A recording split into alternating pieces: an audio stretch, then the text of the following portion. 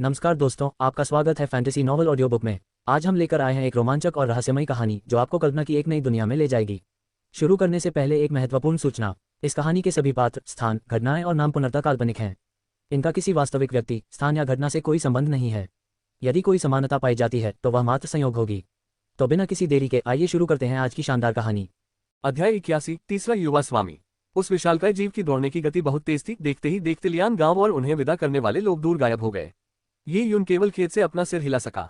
विशाल जंगल के लोग आसानी से धोखा खा जाते हैं। वे सीधे साधे थे लेकिन दयालु नहीं थे, बल्कि इसके विपरीत उन्होंने सारी बुराइयां और कुरूपता प्रदर्शित की। शायद यही मानव स्वभाव था। ये यून ने अपने आसपास के बदलते दृश्यों को देखते हुए इस बारे में सोचना बंद कर दिया। आगे बढ़ते हुए विशालकाय जानवरों की हवा को महसूस करते हुए ये यून ने अनजाने में कहा, विशाल वन क्षेत्र, मैं आ रहा हूँ। यह पहली बार था जब ये यून ने लियान कबीले से बाहर निकलकर विशाल निर्जन वन में कदम रखा था। अब उससे पता चलेगा कि लियान कबीले की सुरक्षा से बाहर का असली विशाल वंजन कैसा होता है। वह विशालकाय जानवर हर कदम पर अपने पदचिह्न छोड़ जाता था और प्रतिदिन कुछ हजार मील की दूरी तय कर सकता था। उसकी पीठ पर बैठने पर जोरदार कंपन महसूस होता था, इसलिए पर्याप्त शारीरिक शक्ति के बिना यह असहनीय था। एक दिन भी उस पर बैठने से किसी की हड्डियां टूट सकती थीं। यहां तक कि योद्धाओं की तैयारी के शिविर के सदस्यों को भी इसे सहन करना मुश्किल लग रहा था। ये यून की बात करें तो वह उस विशालकाय जानवर पर खड़ा था, लगाम पकड़े हुए था और नजारों का आनंद ले रहा था। जैसे ही वह विशालकाय जीव लियान कबीले की सुरक्षा क्षेत्र से बाहर निकला, ये यून को अंततः असली विशाल जंगल दिखाई देने लगा। क्लाउड वाइल्डनेस अत्यंत विशाल था, जहां मानव जाति का कोई नामोनिशान नहीं था। चारों ओर जंगल ही जंगल थे और परिदृश्य आदिम प्रतीत होता था। दरअसल ये यून को यह नहीं पता था कि इन्हें जंगल कहते हैं या नहीं। ये जंगल पृथ्वी पर पाए जाने वाले आदिम जंगलों से भिन्न थे। पृथ्वी पर आदिम वन गर्म और आर्द्र थे और वनभूमि सूखी पत्तियों और टहनियों से ढकी हुई थी। वन घने थे और पेड़ों के नीचे झाड़ियां थीं। ऐसे वन में किसी व्यक्ति का चलना अत्यंत कठिन होता, तो किसी विशालकाय जीव के लिए तो और भी मुश्किल। लेकिन विशाल जंगल में पेड़ एक दूसरे से काफी दूर दूर थे, जिससे उस विशालकाय जीव को पूरी रफ्तार से जंगल में दौड़ने का मौका मिल गया। पेड़ अविश्वसनीय रूप से ऊंचे थे, 100 मीटर या उससे भी अधिक ऊंचे, बादलों से भी ऊंचे। और ऐसे पेड़ उस बेहद बंजर भूमि पर उगते थे। उस विशाल निर्जन क्षेत्र में हर जगह बड़े बड़े पत्थर, पहाड़ियां और रेगिस्तान थे। वहां ऐसे पेड़ भी थे जिनकी जड़ें काले लौह पत्थर में तक फैली हुई थी। एक विशाल चट्टान पर सैकड़ों मीटर ऊंचा एक दिव्य वृक्ष उगना एक भव्य दृश्य था। लेकिन ये कोई दुर्लभ दृश्य नहीं था, क्योंकि यह हर जगह पाया जाता था। विशाल निर्जन क्षेत्र में मिट्टी बहुत कम थी, सतह चट्टानों से भरी हुई थी। 90% पेड़ों के पास इन चट्टानों में उगने के अलावा कोई विकल्प नहीं था। ये चट्टानें चारों ओर से खुरदरी थीं और हर जगह खड़ी चट्टानें थीं, जिससे बंदरों के लिए भी चढ़ना मुश्किल हो जाता था। हजारों मीटर ऊंची पर्वत चोटियां, उभरी हुई अलग थलग चोटियां या पर्वत श्रृंखलाएं छोटी मानी जाती थीं। 10,000 मीटर ऊंचे पहाड़ देखना आम बात थी, जिनकी बर्फ से ढकी चोटियां हजारों वर्षों से कभी नहीं पिघली, जिससे वे स्टील की तरह मजबूत हो गईं। पर्वतों की चोटियों के बीच यह ऊंची ऊंची चट्टानों से भरा हुआ था, जिनमें अथाह घाटियां थीं। यह विशाल निर्जन वन्य क्षेत्र था जिसमें भयानक निर्जन जानवर छिपे हुए थे, जो एक योद्धा को पल भर में निगल सकते थे। उनके बिना या खूंखार जानवरों के बिना भी कोई भी सामान्य योद्धा इस विशाल वन्य क्षेत्र को पार नहीं कर सकता था, क्योंकि रास्ता इतना कठिन था कि उस पर चलना असंभव था। चट्टानों पर चढ़ना, गहरी खाइयों को पार करना और ऊंचे पहाड़ों पर बर्फीले तूफानों, हिमस्खलनों और अदृश्य बर्फ की गुफाओं का सामना करना। यहाँ तक कि एक उच्च कोटि के योद्धा को भी इन इलाकों को पार करना मुश्किल लगेगा। जिन लॉन्ग वे के विशालकाय जीव बहुत बड़े थे, वे उबड़ खाबड़ रास्तों पर भी ऐसे दौड़ सकते थे मानो वे मैदान हो। ये विशालकाय जीव एक गहरी खाई वाले रास्ते से होकर गुजरते थे, जो ताओ कबीले और लियान कबीले के बीच आने जाने का मार्ग था। यात्रा के आधे रास्ते में वह विशालकाय जीव 2 बड़े पहाड़ों को पार कर गया और ये यून ने आखिरकार ताओ जनजाति के उस कबीले को देख लिया जिसके बारे में उसने बहुत कुछ सुना था। इमारतें मछली के छिलकों की तरह कतार में लगी हुई थीं, सड़कें लोगों से भरी हुई थीं और उनमें चहल पहल वाली दुकानें थीं। ताओ जनजाति के बीचों बीच एक ऊंची इमारत और एक मीनार खड़ी थी। ताओ कबीले में जो लोग मीनार में रह सकते थे, वे सभी बैंगनी रक्त वाले योद्धा थे, क्योंकि वे कबीले के रक्षक थे। आप यहीं रुकेंगे। ताओ आदिवासी कबीले ने छोटी जनजातियों के प्रतिभागियों के लिए आवास की व्यवस्था की थी। ताओ कबीले के आसपास दर्जनों छोटे छोटे कबीले थे। प्रत्येक कबीले से 10 लोग आए थे और ताओ कबीले के होनहार युवा उम्मीदवारों की संख्या सभी छोटे कबीलों के प्रतिभागियों की कुल संख्या से अधिक थी। चयन प्रक्रिया में 1000 से अधिक लोगों ने भाग लिया। प्रतिभागियों के लिए तैयार किए गए आवास को 3 बड़े क्षेत्रों में विभाजित किया गया था। तीनों क्षेत्रों में निर्माण गुणवत्ता में काफी अंतर स्पष्ट था। पहला क्षेत्र अलग अलग छोटी इमारतों से बना था। प्रत्येक छोटी इमारत बेहद खूबसूरती से निर्मित थी। ये यून के पिछले जीवन के विलाओं से मिलती जुलती थी। दूसरा इलाका बड़े बड़े घरों की सुव्यवस्थित कतारों से बना था। हालांकि ये छोटे भवनों की तुलना में कम आलीशान थे, फिर भी ईंटों से बने थे और बेहद आरामदायक दिखते थे। फिर तीसरा इलाका था जो लकड़ी की अस्थायी झोपड़ियों से बना था। ये झोपड़ियां जर्जर थीं और इनमें सादा सा सामान रखा था। हर झोपड़ी में सिर्फ एक मेज और 4 पलंग थे। एक कमरे में 4 लोग रहते थे, जो यून के पिछले जीवन के कॉलेज के छात्रावासों जैसा लग रहा था। पहला क्षेत्र ताओ आदिवासी कबीले की संतानों के लिए तैयार किया गया था, जहां वे प्रत्येक एक छोटे से भवन का आनंद ले सकते थे। दूसरा क्षेत्र लियान चेंगयू जैसे छोटे आदिवासी कबीलों के नेताओं के लिए तैयार किया गया था। प्रत्येक व्यक्ति टाइल की छतों वाले उन विशाल घरों में से एक में रहता था। तीसरे क्षेत्र में सबसे अधिक लोग थे और यह वह स्थान था जहां ये यून जैसे अनुयायी और योद्धा प्रशिक्षण शिविर के सदस्य ठहरते थे। प्रत्येक छोटे कबीले का नेता राज्य के चयन में भाग लेता था, इसलिए वे अपने आदमियों को साथ लाते थे क्योंकि वहां 10 स्थान थे। कुछ लोगों के लिए ये अनुयायी गुलामों के समान थे। हालांकि वे भी राज्य के चुनाव में भाग लेने के लिए यहाँ आए थे, लेकिन गुलामों और उनके स्वामी के बीच बहुत बड़ा अंतर था। वे एक ही स्थान पर कैसे रह सकते थे? इस भिन्न दुनिया में पदानुक्रम की एक कठोर अवधारणा थी जो प्राचीन चीन के समान थी। जब ये यून अपने घर आया तो उसने अपने 3 अन्य रूममेट्स को देखा। वे लगभग 14 वर्ष के थे, उससे बहुत बड़े नहीं थे। उन्होंने भी सूती वस्त्र पहने थे, लेकिन वे वस्त्र नए प्रतीत हो रहे थे। उन्होंने इस राज्य के चयन के लिए नए वस्त्र तैयार किए होंगे। उस विशाल निर्जन वन में बहुत से पीड़ित लोग थे। अब बाहर जाकर ये देखने का समय है कि विशाल वन्य जीवन के प्रतिभाशाली लोग कैसे होते हैं। ये सोचकर ये यून लकड़ी की झोपड़ी से निकल गया। ताओ जनजाति का कबीला बड़ा था। यह क्षेत्र मूल रूप से जनजाति के लोगों के इकट्ठा होने के लिए इस्तेमाल किया जाता था। ताया दिव्य साम्राज्य के चयन के लिए यह कोई साधारण अखाड़ा मुकाबला नहीं था, क्योंकि परीक्षकों ने प्रतिभागियों के विभिन्न पहलुओं को परखने के लिए हर तरह की बाधाएं खड़ी की थीं। जहां तक विशिष्ट विषय की बात है, वह अभी तक अज्ञात था। आवासीय क्षेत्र के सामने यी यून ने एक परिचित चेहरा देखा, लियान चेंग्यू। लेकिन लियान चेंग्यू कई युवा अभिजात वर्ग के लोगों के साथ था। उन्होंने लाल होठों और चमकते दांतों वाले एक युवक को घेर लिया। उसने सफेद वस्त्र पहने थे और उसकी उम्र लगभग 14 वर्ष थी। वह गोरा था और देखने में बिल्कुल लड़की जैसा लगता था। वह साधारण रूप से सुंदर था। हमेशा घमंडी रहने वाले लियान चेंग्यू ने अपने चेहरे पर विनम्रता भरी मुस्कान दिखाई। वह अन्य कबीलों के युवा सरदारों के साथ खड़े होकर राज्य के चयन के बारे में चर्चा कर रहे थे। लियान चेंग्यू, तुमने जिन लोगों का जिक्र किया है वे तो नामुमकिन है।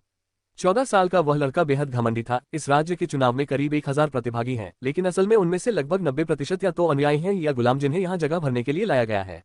इन गुलामों को हटा दे तो कितने बचेंगे? अगर सही से गिनती करें तो 100 से ज्यादा लोग नहीं होंगे। ये 100 लोग आम लोगों को ही ताकतवर लग सकते हैं, लेकिन मेरे लिए तो एक छोटे से कबीले का खास तौर पर पाला पोसा गया वारिस भी कुत्ते के बराबर है। और तुम तो बस किसी तरह बचोगे। ये चुनाव तो बिल्कुल ही बेकार है। ये शब्द कहने वाला बच्चा बेहद घमंडी था। ये शब्द सुनकर ये यून चौंक गई। आखिर वो व्यक्ति कौन था? उस व्यक्ति ने तो उन अपमानजनक शब्दों को इतनी जोर से बोला था कि आसपास के सभी लोगों ने उसे सुन लिया था। उनमें से बड़ी संख्या में लोग भी इस उपहास में शामिल थे। बच्चे द्वारा वर्णित ये लोग या तो गुलाम थे या कुत्ते। अरे यार, ये बच्चा कौन है? एक हटे-कट्टे आदमी का सब्र टूट गया और वह सफेद कपड़े पहने युवक की ओर दौड़कर उसे पीटने ही वाला था कि आसपास मौजूद लोगों ने उसे रोक दिया। क्या तुम अपनी जान गंवाना चाहते हो? वह ताओ कबीले का तीसरा युवा स्वामी ताओ यूनेक्सियाओ है। अध्याय 82। वो सचमुच आया। तीसरे युवा स्वामी कौन? असमंजस में पड़े व्यक्ति ने पूछा। तुम्हें नहीं पता? वह ताओ कबीले का तीसरा युवा स्वामी है। ताओ कबीले द्वारा सावधानीपूर्वक पाला पोसा गया एक कुलीन व्यक्ति। पहला युवा स्वामी 18 वर्ष का है और उसकी साधना का स्तर बैंगनी रक्त क्षेत्र के मध्य स्तर तक पहुंच चुका है। दूसरा युवा स्वामी 16 वर्ष का है और उसने अभी अभी बैंगनी रक्त क्षेत्र में प्रवेश किया है। और तीसरे युवा स्वामी की बात करें तो वह सबसे छोटा है और अभी 14 वर्ष का हुआ है, लेकिन उसकी साधना का स्तर पहले से ही ची संग्राहक क्षेत्र के शिखर पर है। अधिकांश लोग कह रहे हैं कि वह 15 वर्ष की आयु से पहले ही बैंगनी रक्त क्षेत्र में प्रवेश कर जाएगा। 15 साल की उम्र में पर्पल ब्लड क्षेत्र में प्रवेश करना। ये शब्द सुनकर सब चौंक गए। क्रोधित व्यक्ति अब कुछ भी कहने की हिम्मत नहीं कर सका। वह 25 वर्ष का था और नश्वर रक्त के तीसरे चरण में ही था। भला वह उसका विरोध कैसे कर सकता था? ताओ यूनेक्सियाओ के घमंडी शब्दों को सुनकर लियान चेंग्यू भी अपना दिखावा मुश्किल से ही बरकरार रख पाया। जिस प्रतिभा पर उसे गर्व था, उसकी आलोचना करते हुए उसे मुश्किल से पास होने वाला कहा गया। अगर वीरान हड्डियों के शोधन में विफलता न हुई होती तो मैं पर्पल ब्लड के शुरुआती चरणों में होता। नश्वर रक्त से लेकर बैंगनी रक्त तक पहले प्रकार को नश्वर माना जाता था, जबकि दूसरे प्रकार को नश्वरता से परे माना जाता था। ये 2 अलग अलग अवधारणाएं थीं। अगर सब कुछ ठीक रहा होता तो 17 साल की उम्र में वह पर्पल ब्लड क्षेत्र के शुरुआती चरणों में होता। एक गरीब कबीले से ऐसी उपलब्धि हासिल करना गर्व की बात होती। इस राज्य द्वारा चयन का सवाल ही नहीं उठता। क्या उसे इस बच्चे की शेखी बघारने वाली बातों पर ध्यान देने की जरूरत थी? ताओ यूनेक्सियाओ ने लियान चेंग्यू के कंधों पर थपथपाते हुए कहा, मुझे लगता है कि तुम होशियार हो। भविष्य में मेरा अनुसरण करो। तुम्हें जल्द से जल्द पर्पल ब्लड क्षेत्र में प्रवेश करना होगा। 17 साल की उम्र तक ऐसा न कर पाना थोड़ा धीमा है। उद्धरण चिन्ह। ताओ यूनेक्सियाओ ने लियान चेंग्यू की संवेदनशील नस को छू लिया। हालांकि लियान चेंग्यू को बहुत ठेस पहुंची, लेकिन वह केवल इतना ही कह सका, आपकी सराहना के लिए धन्यवाद। मैं निश्चित रूप से और अधिक मेहनत करूंगा और जल्द ही बैंगनी क्षेत्र में प्रवेश करूंगा। लियान चेंग्यू को अभी भी समझ नहीं आ रहा था कि वह सफलता क्यों नहीं पा सका। ताओ कबीले द्वारा दी गई फ्रॉस्ट पाइथन की निर्जन हड्डियों में तो कोई समस्या नहीं थी। शक्तिशाली फ्रॉस्ट विष और हड्डियों को परिष्कृत करने के बाद बीमार पड़ने वाले तंदुरुस्त पुरुषों से यह स्पष्ट था। तो आखिर समस्या क्या थी? लियान चेंग्यू इसे कभी समझ नहीं पाया, क्योंकि उसने पहले कभी निर्जन अस्थि सार नहीं खाया था और न ही उसे पता था कि असली निर्जन अस्थि सार खाने के बाद क्या होता है। अनुभव की कमी के कारण यह बताना आसान नहीं था कि आखिर गड़बड़ क्या हुई थी। अरे ये बच्चा! तभी ताओ यूनेक्सियाओ की नजर ही यून पर पड़ी। विशाल वन्य जीवन में रहने वाले बच्चे कुपोषण से पीड़ित थे, इसलिए उनका शारीरिक विकास धीमा था। इसी वजह से यून का शरीर अभी भी बेहद छोटा था और वह भीड़ में अलग ही दिखता था। ताओ यूनिक्सियाओ ने पहले सोचा था कि 14 साल की उम्र में वह इस राज्य के चयन में भाग लेने वाला सबसे कम उम्र का व्यक्ति होगा। अप्रत्याशित रूप से उसने चौक में उससे भी कम उम्र के किसी व्यक्ति को देखा, इसलिए उसने ये यून पर विशेष ध्यान दिया। इतनी कम उम्र में वो राज्य के चयन में भाग ले सकता है। ताओ यूनिक्सियाओ ने भौहें चढ़ाईं। वो राज्य के चयन में सबसे कम उम्र के प्रतिभागी होने का सम्मान पाना चाहता था, लेकिन लगता है उसे ये सम्मान मिलने की कोई उम्मीद नहीं थी। ज्यादा से ज्यादा उसे जिन लॉन्गवेई के सबसे कम उम्र के चुने हुए सदस्य होने का सम्मान मिलेगा। युवा स्वामी यूनिक्सियाओ, उस लड़के का नाम ये यून है। वह मेरे लियान कबीले का है और मार्शल आर्ट में उसकी प्रतिभा है। सौभाग्य से उसे कुछ सौभाग्यशाली संयोग से शक्ति प्राप्त हुई है। जैसा कि युवा स्वामी यूनिक्सियाओ जानते हैं, हमारे लियान कबीले में संसाधनों की कमी है और हम अधिक प्रतिभाओं को निखारने में असमर्थ हैं, इसलिए मैं उसे यहाँ दुनिया का अनुभव कराने के लिए लाया हूँ। ताओ यूनिक्सियाओ की निगाहों को देखकर लियान चेंगयू ने यह बात कही। मैं समझ गई। लियान चेंगयू की व्याख्या सुनने के बाद ताओ यूनिक्सियाओ ने इस लड़के में रुचि खो दी, क्योंकि वह उल्लेखनीय नहीं था। वह इस युग के सच्चे नायकों पर ध्यान देना चाहता था, न कि विशाल जंगल के स्वघोषित अभिजात वर्ग पर। उदाहरण के लिए, ताओ यूनिक्सियाओ ने अपना सिर घुमाया और दूर स्थित एक ऊंचे टावर को ध्यान से देखा। वह टावर लगभग 200 फीट ऊंचा था और उसमें 12 मंजिलें थीं। उसका रंग चकाचौंध कर देने वाला बैंगनी सुनहरा था। युवा स्वामी यूनिक्सियाओ, आप क्या देख रहे हैं? लियान चेंगयू ने ताओ यूनिक्सियाओ की निगाहों का पीछा करते हुए मीनार की ओर देखा। वह मीनार विशेष रूप से खास लग रही थी। उस मीनार पर कौन है? कोई आम लड़की नहीं। लियान चेंगयू को ताओ यूनिक्सियाओ से ऐसे शब्दों की उम्मीद नहीं थी। ताओ यूनिक्सियाओ ने कम उम्र से ही सफलता का स्वाद चखा था और ऐसे माहौल में पले बड़े थे जहां उन्हें एक सितारे की तरह माना जाता था। उन्होंने कभी ताओ कबीले से बाहर कदम नहीं रखा था और न ही कभी किसी विपत्ति का सामना किया था, फिर भी उन्हें ताओ कबीले के शीर्ष प्रतिभाशाली लोगों में गिना जाता था। इतने अनुभव के साथ क्या वह घमंडी नहीं हो सकते थे? इसके अलावा वह 14 साल का बच्चा था और उस उम्र में था जहां वह खुद को बहुत महत्वपूर्ण समझता था और हीरो बनने का सपना देखता था। ये कहना कि वह लड़की कोई साधारण लड़की नहीं थी, इसका मतलब था कि वह बेहद प्रतिभाशाली थी। क्या वह भी राज्य के चयन में शामिल हो रही है? लियान चेंगयू ने पूछा। ऐसी असाधारण लड़की के लिए स्वाभाविक रूप से उसकी दिलचस्पी बढ़ गई थी। अगर वह उसे जान पहचान कर ले और उसका दिल जीत ले तो वह उसकी यात्रा में बहुत मदद कर सकती है। राज्य का चयन? ताओ यूनिक्सियाओ ने ताना मारते हुए कहा, मैंने पहले ही कहा था कि वह कोई साधारण लड़की नहीं है। असाधारण होने का मतलब क्या होता है? तुम्हारे पास ऐसी प्रतिभा है जो लोगों को तुमसे ईर्ष्या करवाती है, अथाह शक्ति है और एक रहस्यमय पृष्ठभूमि है जो किसी को भी डरा देती है। ऐसी व्यक्ति राज्य के चयन में कैसे भाग ले सकती है? जिन लॉन्गवेई के 1000 परिवारों को भी उसके प्रति अत्यंत विनम्रता दिखानी पड़ती है। क्या तुम्हें लगता है कि जिन लॉन्गवेई उसे राज्य के चयन में शामिल होने की इच्छा होने पर भी अपने साथ लेने की हिम्मत करेगा? ताओ यूनिक्सियाओ ने व्यंग्यात्मक प्रश्न पूछकर जवाब दिया, जिससे लियान चेंगयू चौंक गया। क्या यह इतना बड़ा चढ़ाकर बोलना था? लियान चेंगयू के लिए जिन लॉन्गवेई पहले से ही अविश्वसनीय रूप से शक्तिशाली था, इतनी शक्तिशाली सेना के लिए उसके 1000 परिवारों को इस लड़की के प्रति सम्मानजनक होना ही था, तो फिर उसकी पहचान किस प्रकार की थी? लियान चेंगयू के हैरान चेहरे को देखकर ताओ यूनिक्सियाओ ने थोड़ी सी उपेक्षा दिखाई। तो क्या हुआ अगर वह कुलीन परिवार से है? इससे कोई फर्क नहीं पड़ता। कई प्राचीन सम्राट ऐसे थे जो पहले आम नागरिक थे और बाद में समृद्ध हुए। आज राज्य द्वारा किया गया चुनाव तो बस मेरा पहला कदम है। भविष्य में जब मेरी शक्ति बढ़ेगी तो मैं ताए दिव्य राज्य छोड़कर पूरी दुनिया में प्रसिद्ध हो जाऊंगा। तब उस असाधारण लड़की की शक्ति मेरी ओर आकर्षित होगी। अंततः उसकी सगाई मुझसे हो जाएगी और फिर उससे शादी करना कोई आश्चर्य की बात नहीं होगी। ताओ यूनिक्सियाओ ने आत्मविश्वास से अपना भाषण दिया। लियान चेंगयू दंग रह गया। वह पहले से ही मानता था कि उसकी महत्वाकांक्षा बहुत बड़ी है। जिन लॉन्गवेई में एक प्रतिष्ठित पद प्राप्त करके वह राज्य में नाइट की उपाधि प्राप्त करेगा और समृद्ध होगा। लेकिन ताओ यूनिक्सियाओ ताए दिव्य साम्राज्य छोड़ने की योजना बना रहा था। विशाल ताए दिव्य साम्राज्य उसे रोक नहीं सकता था, चाहे इसका मतलब युवा और बेपरवाह होना हो या फिर नवजात बछड़ों का बाघों से न डरना। 14 वर्षीय ताओ यूनिक्सियाओ का वर्णन करने का यही सबसे अच्छा तरीका था। ये यून ने ये सब दूर से देखा था। सबसे अहंकारी जैसी कोई चीज नहीं होती, बल्कि कुछ लोग उससे भी ज्यादा अहंकारी होते हैं। ताओ यूनिक्सियाओ, क्या तुम्हारी माँ को तुम्हारे अहंकार के बारे में पता है? जहां तक मीनार में रहने वाली उस असाधारण लड़की की बात है जिसके प्रति जिन लॉन्गवेई के 1000 परिवारों को आदर करना पड़ता था। ये यून ने अपनी आंखें सिकोड़कर बैंगनी सोने के टावर की ओर देखा और उसे यह पता नहीं था कि इस समय कोई टावर से सीधे उसकी ओर देख रहा था। लिन शिंटोंग टावर की खिड़की के पास खड़ी थी और उसकी नजरें व्यस्त सड़क पर भीड़ के बीच से ही उनको पहचान सकती थीं। उसकी दृष्टि बेहद अच्छी थी और इतनी दूरी पर भी वही यून का चेहरा स्पष्ट रूप से देख पा रही थी। गुरुजी, वह सचमुच आ गया? लिन शिंटोंग मुस्कुराए। बूढ़े सू ने कहा था कि लियान कबीले के पिछले पहाड़ पर अलग होने के बाद शायद वे ही उनसे दोबारा नहीं मिलेंगे, लेकिन उस युवक ने लिन शिंटोंग की इन मेरिडियन में एक जादुई अनुभूति पैदा कर दी थी। हालांकि यह एक असंभव सी कल्पना थी, ये सोचना कि वह विशेष अनुभूति उसकी इन नसों को ठीक कर सकती है, एक पागलपन भरा विचार था। लेकिन बूढ़े सू किसी भी चीज को किस्मत के भरोसे नहीं छोड़ना चाहते थे, इसलिए वे ताओ कबीले में ही रुक गए थे और बच्चे के आने का इंतजार कर रहे थे। मेरिडियन क्षेत्र तक पहुंचने वाला वह नन्हा बच्चा निस्संदेह उस विशाल जंगल में एक असाधारण प्रतिभा का धनी था। भला ऐसी प्रतिभा राज्य के चयन से कैसे चूक सकती थी? देखते हैं ये लड़का चयन प्रक्रिया में कैसा प्रदर्शन करता है। अध्याय 83, अपनी आत्मा की परीक्षा। एक दिन बाद 1000 मील के दायरे में स्थित छोटे छोटे कबीलों के सभी प्रतिभागी धीरे धीरे ताओ कबीले में पहुंचे। एक रात आराम करने के बाद राज्य के लिए चयन प्रक्रिया आधिकारिक तौर पर शुरू हुई। चयन समारोह का स्थान ताओ आदिवासी कबीले के शहर के ठीक बाहर एक सपाट बंजर भूमि थी। ये समतल बंजर भूमि एक विशाल क्षेत्र में फैली हुई थी। इसकी सतह पर काले लोहे के पत्थर बिखरे हुए थे, मानो वे विशेष रूप से बिछाई गई टाइलें हों। 1000 से अधिक प्रतिभागी, जो अपने अपने कबीले के समूहों में विभाजित हो गए थे, बंजर भूमि पर व्यवस्थित रूप से कतार में खड़े हो गए। बीच में ताओ कबीले के युवा कुलीन लोग थे। उनकी संख्या लगभग 600 थी और उनमें सभी छोटे कबीलों को मिलाकर भी अधिक प्रतिभागी थे। वे न केवल संख्या में विशाल थे, बल्कि उनकी साधना का स्तर भी उत्कृष्ट था। यहाँ तक कि जो लोग केवल संख्या पूरी करने के लिए शामिल किए गए थे, वे भी लियान कबीले के योद्धा प्रशिक्षण शिविर के सदस्यों से अधिक बलवान थे। ये युन ने देखा कि उन लोगों के ठीक सामने ताओ कबीले के तीसरे युवा स्वामी ताओ यूनेक्सियाओ खड़े थे। पहले और दूसरे युवा स्वामी उपस्थित नहीं हुए। राज्य के चयन नियमों के अनुसार पहला मूल्यांकन प्रारंभिक दौर था। इससे कमजोर उम्मीदवारों को बाहर कर दिया गया। जो लोग पहले ही उच्च रक्त स्तर पर पहुंच चुके थे, उन्हें प्रारंभिक दौर में भाग लेने की आवश्यकता नहीं थी, क्योंकि वे सीधे अंतिम चयन दौर में भाग ले सकते थे। दरअसल पर्पल ब्लड स्तर तक पहुंचने का मतलब था जिन लॉन्ग वेई में अपनी जगह पक्की कर लेना। अंतिम चयन प्रक्रिया तो बस औपचारिकता थी। 28 वर्ष की आयु से पहले पर्पल ब्लड योद्धा बन जाने पर, भले ही वे पर्पल ब्लड स्तर के शुरुआती चरण में हो, वे अपनी प्रतिभा साबित कर चुके होते थे, इसलिए वे जिन लॉन्ग वेई के सदस्य बनने के योग्य माने जाते थे। ताओ कबीले में प्रथम और द्वितीय युवा स्वामी के अलावा 28 वर्ष से कम आयु के 7 अन्य उच्च रक्त योद्धा थे। अतः राज्य के चयन में 9 स्थान पहले से ही इन 9 लोगों के लिए आरक्षित थे। अंतिम 11 स्थानों के लिए 1000 से अधिक लोगों को प्रतिस्पर्धा करनी पड़ी। घुड़सवार सेना के घोड़ों का एक समूह सरपट आगे बढ़ा, जिसका नेतृत्व जिन लॉन्ग वेई के 1000 परिवारों के सरदार झांग टैन कर रहे थे। वह ताओ आदिवासी कबीले में चयन के लिए परीक्षा अधिकारी भी थे।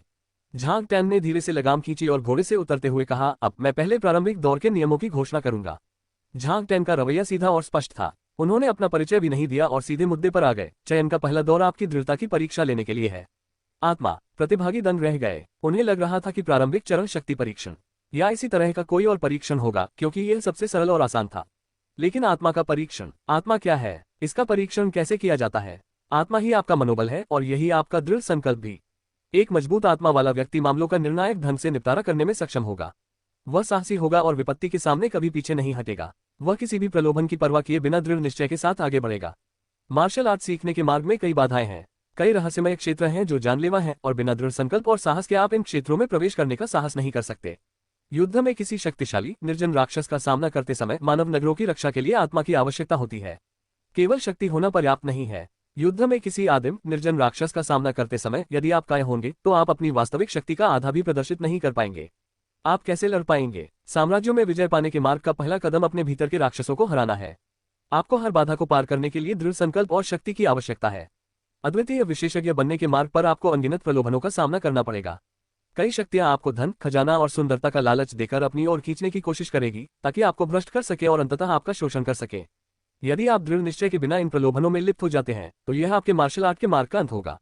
इसलिए एक योद्धा का भविष्य प्रतिभा में नहीं, बल्कि आत्मा में निहित है। झांग टैन के एक आलाप को सुनकर यी युन ने इसे गहराई से समझा। महान आत्मा का होना एक ऐसा गुण है जो हर सफल व्यक्ति में होना चाहिए। प्राचीन चीन के सभी नायकों का एक ही लक्ष्य था और वे तमाम व्यक्तियों के बावजूद आगे बढ़ते रहे। विपत्ति और प्रलोभन उन्हें रोकने में पूरी तरह विफल रहे। प्राचीन चीन में इस आत्मा को आभा के नाम से जाना जाता था। जो लोग किसी व्यक्ति की आभा को पढ़ सकते थे, वे देखते थे कि एक सिद्ध पुरुष के सिर के ऊपर बैंगनी रंग का प्रभामंडल होता था। इस प्रभामंडल वाले व्यक्ति को स्वर्ग के पुत्र की आभा वाला माना जाता था। उपन्यासों में इसे विजेता की आभा के रूप में जाना जाता है। संक्षेप में, स्वर्ग के पुत्र की आभा धारण करने का अर्थ है कि उनके पास महान कार्य करने की शक्ति है। झांग टैन ने आगे कहा, आपकी आत्मा का निर्धारण करने के लिए यह एक समग्र परीक्षा होगी। एक साधारण परीक्षा से आपका सटीक आकलन नहीं हो पाएगा। अब आप सभी मेरे चारों ओर घेरा बना लें। सबसे नजदीकी व्यक्ति मुझसे कम से कम 50 कदम दूर होना चाहिए। इसके साथ ही भीड़ हिलने लगी। हजारों लोगों की भीड़, बिना किसी संगठित दिशा निर्देश के और झांग टैन के अस्पष्ट आदेशों के कारण पूरा माहौल अस्त व्यस्त हो गया। इस स्थिति को देखते हुए ताओ यूनिक्सियाओ और लियान चेंग्यू सहित कई लोगों ने अपने नेतृत्व गुणों का प्रदर्शन करना शुरू कर दिया। ताओ कबीले के लोगों, मेरी आज्ञा सुनो। हम हाथ पकड़कर 1000 परिवारों वाले झांग के चारों ओर एक घेरा बनाएंगे और फिर फैल जाएंगे। ताओ कबीले में सबसे अधिक लोग थे। हाथ पकड़कर और एक घेरा बनाकर वे भ्रम से बच सकते थे। कई अन्य जनजातियों ने भी उनका अनुसरण करना शुरू कर दिया। ये युन, तुम वहां क्यों बैठे हो? अंदर जाओ, क्या तुम्हें दिखाई नहीं दे रहा कि वहां कम लोग हैं? लियान चेंग्यू ने ये युन पर चिल्लाते हुए कहा। उसे लगा कि इस अराजकता में व्यवस्था बनाए रखना भी उसकी प्रतिभा को प्रदर्शित करने का एक तरीका है। अगर वह इसमें सफल रहा तो जिन लॉन्ग वेई के उच्च अधिकारियों का ध्यान आकर्षित कर लेगा। यह उनके लिए एक अवसर था। ये युन आखिरकार लियान कबीले का सदस्य था। अगर ये युन उसके आदेशों का पालन नहीं करता और मनमानी करता, तो इससे उसकी प्रतिष्ठा को ठेस पहुंचती और वह अक्षम साबित होता। ये युन ने लियान चेंग्यू को ठंडी निगाहों से देखते हुए कहा, बस अपने चमचों का ख्याल रखना। ये युन के शब्दों ने लियान चेंगयू को निर्मम कर दिया। देखते हैं तुम कब तक अहंकारी बने रह सकते हो। तुम में मार्शल आर्ट की प्रतिभा तो है, लेकिन आत्मा की इस परीक्षा में तुम्हारे जैसे गरीब और हमेशा भूखे रहने वाले अनुयायी का क्या भला होगा। महान कार्य करने की क्षमता ही आत्मसाहस थी। ये क्षमता केवल नेतृत्व गुणों वाले व्यक्ति के पास ही हो सकती थी। लियान कबीले का नेता कौन था, ये स्पष्ट था। चलिए इसे आजमाकर देखते हैं और पता चल जाता है कि किसके पास ज्यादा स्पिरिट है, ये युन ने कंधे उचकाते हुए कहा। और हाँ, यंग मास्टर लियान, आपकी चोट कैसी है? इससे बाद में स्पिरिट की परीक्षा पर कोई असर तो नहीं पड़ेगा ना? ये युन लोगों की कमजोरियों को निशाना बनाने और उन्हीं कमजोरियों का मजाक उड़ाने में माहिर थी। लियान चेंगयू का पर्पल ब्लड क्षेत्र में प्रवेश करने में असफल होना और इस असफलता के कारण उसका क्रोध, जिसके परिणामस्वरूप उसने खून की उल्टी की, उसकी सबसे निराशाजनक और शर्मनाक स्मृति थी। ये युन के इस जिक्र को सुनकर लियान चेंगयू का चेहरा उतर गया। छोटे बदमाश, देखते हैं तू कब तक इतना घमंडी रह सकता है। आखिरकार तू मेरे हाथों में आ ही जाएगा और तब मैं तुझे बताऊंगा कि जीते जी मरने का क्या मतलब होता है। धीमी आवाज में ये कहकर लियान चेंगयू मुड़ी और चली गई। ये युन मुस्कुराया और लियान चेंगयू से उसे कोई फर्क नहीं पड़ा। वह भीड़ के साथ चलता रहा और बीच बीच में झांग टैन की ओर देखता रहा। उसने देखा कि झांग टैन अपने अंतरस्थानिक घेरे से 3 मीटर से अधिक लंबी एक काली पेटी निकाल रहा है। ये काला बक्सा पूरी तरह से काले लोहे से बना था और इसकी सतह पर प्राचीन, रहस्यमय दिखने वाले शिलालेख खुदे हुए थे। जब सभी लोग झांग टैन के चारों ओर घेरा बनाकर खड़े हो गए तो उसने ठंडे लहजे में भीड़ से कहा, प्रारंभिक चरण शुरू होने वाले हैं। मैं आप सभी को एक सलाह देना चाहता हूँ। ज्यादा जोर मत लगाए। अगर आपको लगता है कि आप में जोश की कमी है तो चोट से बचने के लिए थोड़ा दूर खड़े हो जाए। झांग टैन की बातें सुनकर कोई नहीं हिला। वास्तव में ताओ यूनिक्सिया और लियान चेंगयू सहित कुछ लोग अपनी दृढ़ता प्रदर्शित करने के लिए कुछ कदम आगे बढ़े। झांग टैन मुस्कुराया और डिब्बा खोला। डिब्बे से उसने 3 फुट लंबी एक काली वस्तु निकाली। यह एक घुमावदार नुकीली रीढ़ थी। नुकीली रीढ़ कुंडलित थी और देखने में तलवार जैसी लग रही थी। ये यून समझ गई कि वह काली वस्तु किसी विशालकाय जानवर का सींग थी। झांग टैन द्वारा सींग को बाहर निकालने के बाद ये गुरुत्वाकर्षण को चुनौती देते हुए धीरे धीरे ऊपर की ओर तैरने लगा। क्या यही आत्मा की परीक्षा का उद्देश्य था? सभी लोग असमंजस में थे और उन्हें ये समझ नहीं आ रहा था कि मूल्यांकन कैसे आगे बढ़ेगा। अजीब बात यह थी कि हॉर्न बजने के दौरान उन्हें बेचैनी महसूस हो रही थी। ये बेचैनी उनके दिलों में घर कर गई। मैं एक बार फिर कह रहा हूँ, जिन लोगों में आत्मविश्वास की कमी है वे पीछे हट जाएं, वरना यह परीक्षा उनका आत्मविश्वास तोड़ सकती है। यहाँ तक कि यह आपको मार्शल आर्ट का अभ्यास करने से भी रोक सकती है। झांग टैन ने गंभीरता से कहा। उसके बगल में खड़े जिन लॉन्ग वेई के कुछ सदस्य पीछे हट गए और झांग टैन को अकेला छोड़ दिया। कुछ हल्के स्पर्शों के साथ सीन के चारों ओर टिमटिमाते हुए मंत्र प्रकट हुए। अध्याय 84, ऊर्जा को पुनः अवशोषित करना। ऐसा लगता है कि सीन पर मुहर लगी हुई थी और अब परीक्षक मुहरें खोल रहा है। चमकते हुए मंत्रों को देखकर ये यून समझ गया। जब उसने बूढ़े सू से चिलिन का सिर प्राप्त किया था तब बूढ़े सू ने भी कुछ ऐसा ही किया था। निर्जन हड्डियों को प्राप्त करने के बाद ऊर्जा की हानि को रोकने के लिए लोग उन्हें एक रहस्यमय तकनीक से सील कर देते थे। वे इसे केवल तभी खोलते थे जब उन्हें इसे परिष्कृत करके उपयोग करना होता था। ये सीन किसी वीरान जानवर का ही होगा, ये यून ने सोचा। अगर यह वीरान जानवर था तो जरूर कोई प्रभावशाली जानवर रहा होगा, क्योंकि जैसे ही मुहरें हटाई गई सीन से रंगीन प्रकाश के बिंदु निकलने लगे। ये प्रकाश बिंदु केवल यून के बैंगनी क्रिस्टल के साथ युग्मन के माध्यम से ही देखे जा सकते थे। सीन के भीतर समाहित ऊर्जा ने लियान चेंगयू के फ्रॉस्ट पाइथन की निर्जन हड्डियों को भी फीका कर दिया। इतनी प्रबल ऊर्जा, मुझे आश्चर्य है कि यह सीन किस निर्जन जानवर का है। ये यून चौंक गया और अनिश्चित हो गया और उसने महसूस किया कि उसके बगल में बैठे सभी प्रतिभागी घबरा गए थे। उनमें से कुछ की हालत और भी खराब थी और उनका चेहरा पीला पड़ गया था। उनकी आंखों में डर साफ दिखाई दे रहा था, मानो उन्होंने कोई भयानक चीज देख ली हो। झांग टैन की फुर्तीली उंगलियों ने एक के बाद एक मुहरें हटा दी। जैसे जैसे ये उनकी दृष्टि में रंगीन प्रकाश के बिंदु अधिक से अधिक दिखाई देने लगे, वैसे वैसे अधिक से अधिक प्रतिभागी कांपने लगे। अचानक झांग टैन रुक गया। उसकी निगाहें अपने चारों ओर मौजूद लोगों पर घूमी और उसने दबी आवाज में कहा, ये शुरू होता है पहली परीक्षा, तुम्हारी आत्मा की परीक्षा।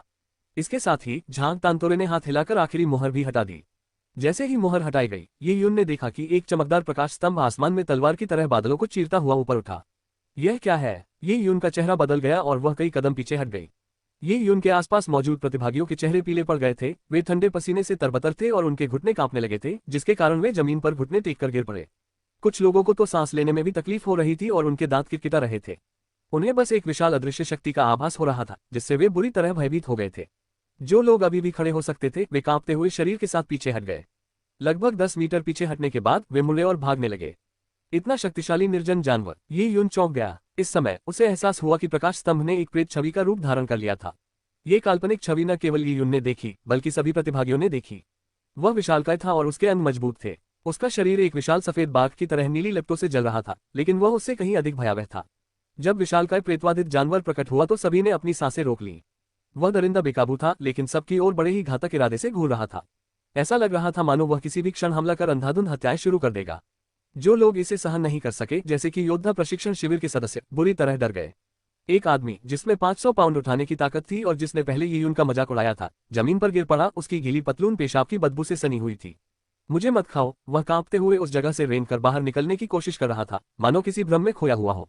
जैसा कि झांग टैन ने कहा, ये परीक्षा किसी व्यक्ति की बुद्धि को नष्ट कर सकती है, जिससे वह कभी भी मार्शल आर्ट का अभ्यास करने और कुछ भी हासिल करने का आत्मविश्वास प्राप्त करने से वंचित हो सकता है। लेकिन फिर भी भले ही वे बुरी तरह डर गए होते, प्रतिभा की कमी के कारण वे ज्यादा आगे नहीं बढ़ पाते। ये यून स्तब्ध खड़ा रहा और उसे ठंडक महसूस हुई। उसने अपनी सांस रोक ली जब उसने देखा कि प्रेत छवि से ऊर्जा प्रकाश के बिंदु धीरे धीरे उसकी ओर तैरते हुए आ रहे हैं। इतनी भयंकर और डरावनी हड्डियों की ऊर्जा भी सील हट जाने के बाद बैंगनी क्रिस्टल द्वारा अवशोषित कर ली जाएगी। ये देखकर कि बैंगनी क्रिस्टल सीन से सारी ऊर्जा सोख लेगा, यही उनका चेहरा गंभीर हो गया। उसने तुरंत ऊर्जा सोखने की दर को धीमा करने के लिए बैंगनी क्रिस्टल से संपर्क स्थापित करना शुरू कर दिया। कुछ समय पहले ही ये यून ने फ्रॉस्ट पाइथन की निर्जन हड्डियों की सारी ऊर्जा को अवशोषित कर लिया था, जिससे उसकी नसें लगभग क्षतिग्रस्त हो गई थी।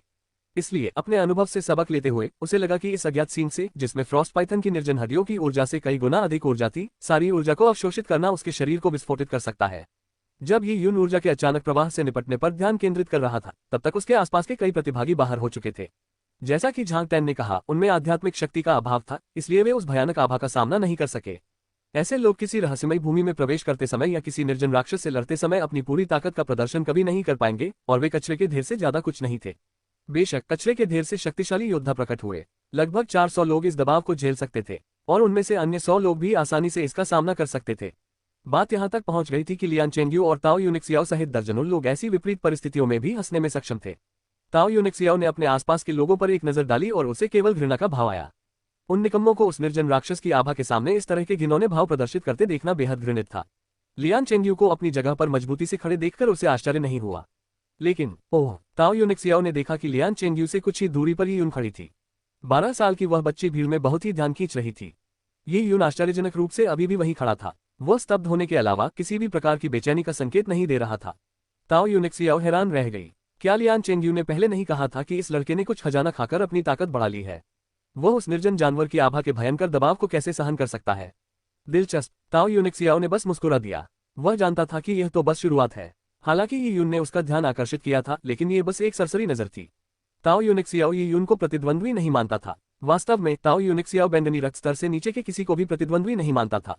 वह सोच रहा था कि राज्य के चयन में कैसे अपनी धाक जमाए और जिन लॉन्ग वेई के उच्च अधिकारियों का ध्यान आकर्षित करे। अचानक उसने आसमान में एक धुंधली सी आकृति देखी। वह एक सफेद नाव थी जो ऊपर तैर रही थी, एक हवाई जहाज। ताओ यूनिक्सियाओ थोड़ा हैरान रह गया। उसने पहले किताबों में हवाई जहाजों के बारे में पढ़ा था, लेकिन ये पहली बार था जब उसने किसी हवाई जहाज को देखा था। एक हवाई यान अत्यंत तीव्र गति से चलती थी। इसमें अत्यंत मूल्यवान सामान और यात्री भी थे। हवाई यान होने से विशाल निर्जन वन्य क्षेत्र में यात्रा करना आसान हो जाता। लेकिन पूरे ताओ आदिवासी कबीले में, जिसमें 1 लाख परिवार थे, कोई भी इस तरह के हवाई जहाज का खर्च वहन नहीं कर सकता था। इसे खरीदना ही काफी नहीं था, बल्कि अगर ताओ जनजाति को कोई हवाई यान दे भी दिया जाता तो भी वे उसका उपयोग नहीं कर सकते थे, क्योंकि हवाई यानों का ऊर्जा स्रोत वीरान हड्डियों के सार से आता था। अगर उनके पास वीरान हड्डियों का सार होता तो ताओ जनजाति के लोग इसे अपने युवा प्रतिभाशाली लोगों को खाने के लिए दे देते। वे इसका इस्तेमाल हवाई यान को शक्ति देने के लिए कैसे कर सकते थे? हवाई जहाज में बैठने का मौका मिलना भी बेहद महंगा सौदा था। जहां तक ताओ जनजाति के उस व्यक्ति का सवाल है जो हवाई यान का मालिक था, उस व्यक्ति की पहचान आसानी से समझी जा सकती थी। वह सफेद कपड़ों वाली रहस्यमयी लड़की थी।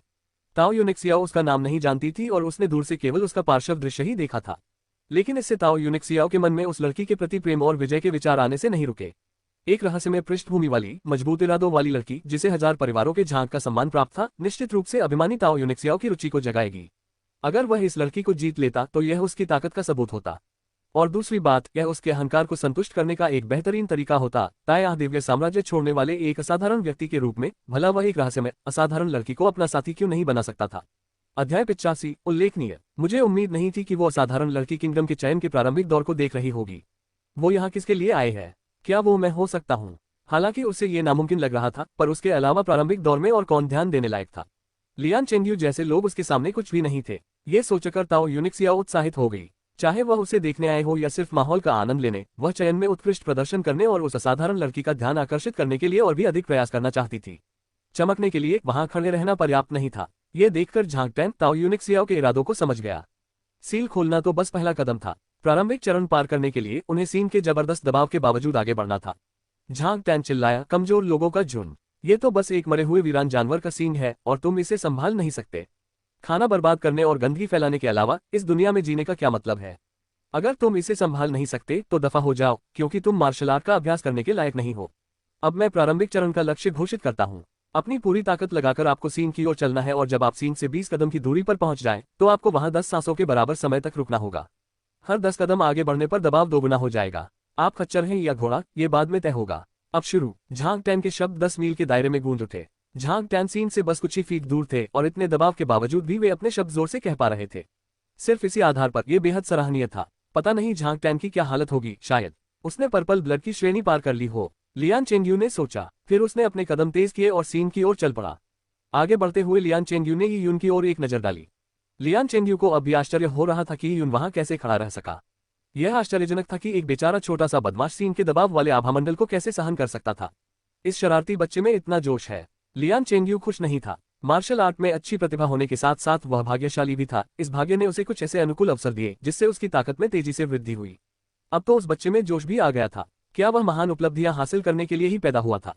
लियान चेंगयू ये बात मानने को तैयार नहीं था। उसे लगता था कि लियान कबीले में वही सच्चा ईश्वर है। भला उस उपद्रवी दास यून का भाग्य उसकी किस्मत से कैसे मेल खा सकता है, जबकि उसकी किस्मत कई पीढ़ियों से लियान कबीले में रहकर संचित हुई थी। इन्हीं विचारों के साथ लियान चेंगयू सीन की ओर बढ़ता रहा। वह ये साबित करना चाहता था कि वह न केवल 20 कदम की दूरी पर हो सकता है, बल्कि 15-10 कदम की दूरी पर भी हो सकता है या यहाँ तक कि सीन को छू भी सकता है। लियान चेंगयू ने खुद को साबित करने के प्रयास में आगे बढ़ते हुए अपनी गति तेज कर दी। लेकिन लगभग 10 कदम चलने के बाद लियान चेंगयू ने महसूस किया कि सीन से निकलने वाला दबाव काफी बढ़ गया है। हवा में मंडराती उस भयानक राक्षस की आकृति से एक ऐसी भयावह शक्ति उत्पन्न हो रही थी जो अत्यंत वास्तविक प्रतीत हो रही थी। ऐसा लग रहा था मानो उसकी दोनों आंखें लोगों के मन को भेद सकती हो।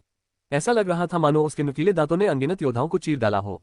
इस भयानक राक्षसी आकृति के कारण लियान चेंगयू का सामना करना असंभव हो गया था। यह नकली है, यह महज एक भ्रम है। हालांकि लियान चेंगयू ने यह बात खुद से कही, लेकिन चाहे उसने खुद को कितना भी समझाने की कोशिश की हो, उसे फिर भी एक सिहरन सी महसूस हुई। ये कुछ वैसा ही है जैसे कोई व्यक्ति भूतों से डरता हो और देर रात को बाथरूम जाने से घबराता हो। भले ही वह खुद को समझाता रहे कि भूत जैसी कोई चीज नहीं होती, फिर भी उसे ठंडक महसूस होगी। अगर अचानक कोई काली बिल्ली सामने आ जाए या ठंडी हवा का झोंका चल जाए तो वह बुरी तरह डर जाएगा।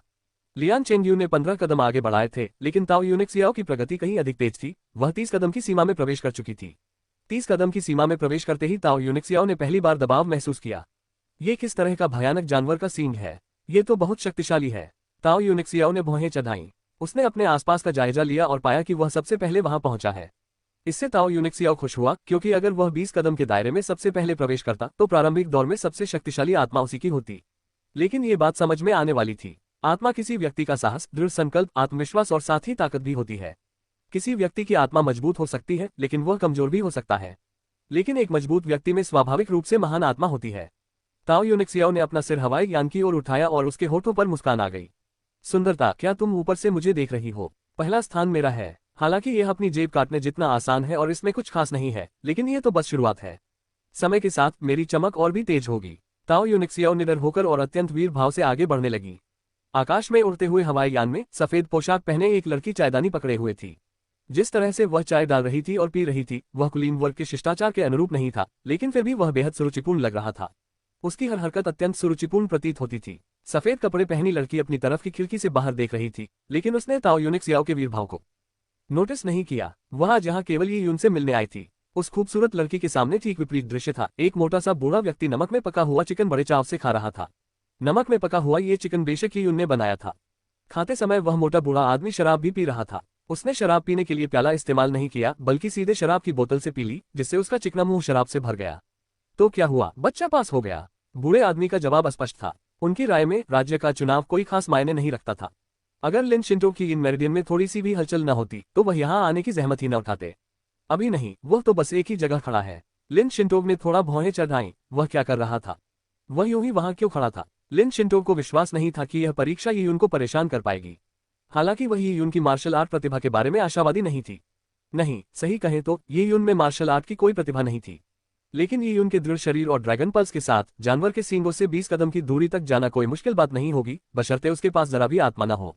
हालांकि लिन शिंटो की मुलाकात ये यून से संयोगवश हुई थी, फिर भी वह ये नहीं जानती थी कि राज्य के चयन में ये यून का खराब प्रदर्शन देखकर वह क्यों असहज महसूस कर रही थी। शायद इसका कारण ये था कि उसकी इन नारियों के सक्रिय होने के कारण लिन शिंटो अवचेतन रूप से यह उम्मीद कर रही थी कि यून कोई साधारण व्यक्ति नहीं है। उसके लिए यह एक उम्मीद थी, भले ही इस बात की संभावना बहुत कम थी कि वह उसकी निष्क्रिय नारी नलिकाओं को फिर से जोड़ने में उसकी मदद कर सकता है। हाँ, क्या ये बच्चा डरपोक है? बूढ़े सू ने अपने मुंह से तेल पोंछा और अपनी गर्दन बाहर निकाली। उसने देखा कि ये यून मूर्खतापूर्वक वहीं खड़ा था। अरे, ये बच्चा तो बड़े मजे से टीवी देख रहा है। वैसे तो ये यून डरपोक था, पर बूढ़े सू को हैरानी नहीं होती क्योंकि वो तो बस एक बच्चा था। उसने कभी इतना बड़ा भयानक राक्षसी भूत नहीं देखा था। एक साधारण बच्चे का डर से पैंट गीली न कर लेना बड़ी बात थी। लेकिन बूढ़े सू को लगा कि ये यून कोई साधारण बच्ची नहीं थी। ये दिलचस्प होने वाला है। झांग टैन ने जो चीज निकाली है वह एक प्राचीन निर्जन जानवर भयंकर दिव्य बाघ का सींग है, जिसे मार्क्वेस वेन्यून ने क्लाउड वाइल्डनेस में मारा था। मूल रूप से इसकी लंबाई लगभग 3 मीटर थी, लेकिन एक निर्जन स्वर्ग के गुरु ने इसे तराशकर इसका आकार घटाकर वर्तमान जैसा कर दिया था। मार्क्वेस वेन्यून ने फिर इसे जिनलॉन्ग वे के छठे प्रभाग के कमांडर की मोहर के रूप में इस्तेमाल किया। जिनलॉन्ग वे के कमांडर की मोहरें आमतौर पर सेनापतियों के पास होती हैं ताकि वे सैनिकों को नियंत्रित कर सकें। ऐसा लगता है कि क्लाउड वाइल्डनेस में पर्पल क्लाउड्स के जन्म के बाद से छठी डिवीजन के लापरवाह सेनापति यान मेंगलो भी इस मजे में शामिल हो गए हैं। इसलिए इस कमांडर की मोहर का इस्तेमाल उस लापरवाह सेनापति ने इस राज्य के चयन के लिए एक प्रॉप के रूप में किया। ये स्पष्ट था कि बूढ़े सू के मार्क्वेस वेन्यून के साथ अच्छे संबंध थे, इसलिए वह जिन लॉन्गवे के मामलों के बारे में अच्छी तरह से जानते थे। मैं उस बच्चे को शर्मिंदा होते देखना चाहता हूँ। अगर वो अच्छा प्रदर्शन करे और सारी बाधाओं को पार कर ले तो मुझे कोई फर्क नहीं पड़ता। मजा तो तभी आता है जब वो शर्मिंदा हो। बूढ़े सू को दूसरों की बदकिस्मती में आनंद आता था, इसलिए ये शब्द सुनकर लिन शिंटोग अवाक रह गई। उसे समझ नहीं आया कि अगर ये यून सच में खराब प्रदर्शन करे तो वो कैसे खुश हो सकते हैं। ये यून वास्तव में भीड़ में सबसे अलग थी। जो लोग उस निर्जन जानवर के दबाव को सहन कर सकते थे वे बहुत पहले ही सीन की ओर चलना शुरू कर चुके होते, जबकि जो लोग इसे सहन नहीं कर सकते थे वे या तो जमीन पर लकवाग्रस्त हो गए या लुढ़कते हुए दूर चले गए। लेकिन ये यून के लिए वह स्थिर रहा, क्योंकि वह दिव्य बाघ की निर्जन हड्डियों की ऊर्जा को अवशोषित करने पर ध्यान केंद्रित कर रहा था। अध्याय 86 हॉर्न की ओर अग्रसर। इस समय सींग की ऊर्जा ये यून के शरीर में प्रवेश कर चुकी थी, जिससे उस पर जबरदस्त दबाव पड़ रहा था।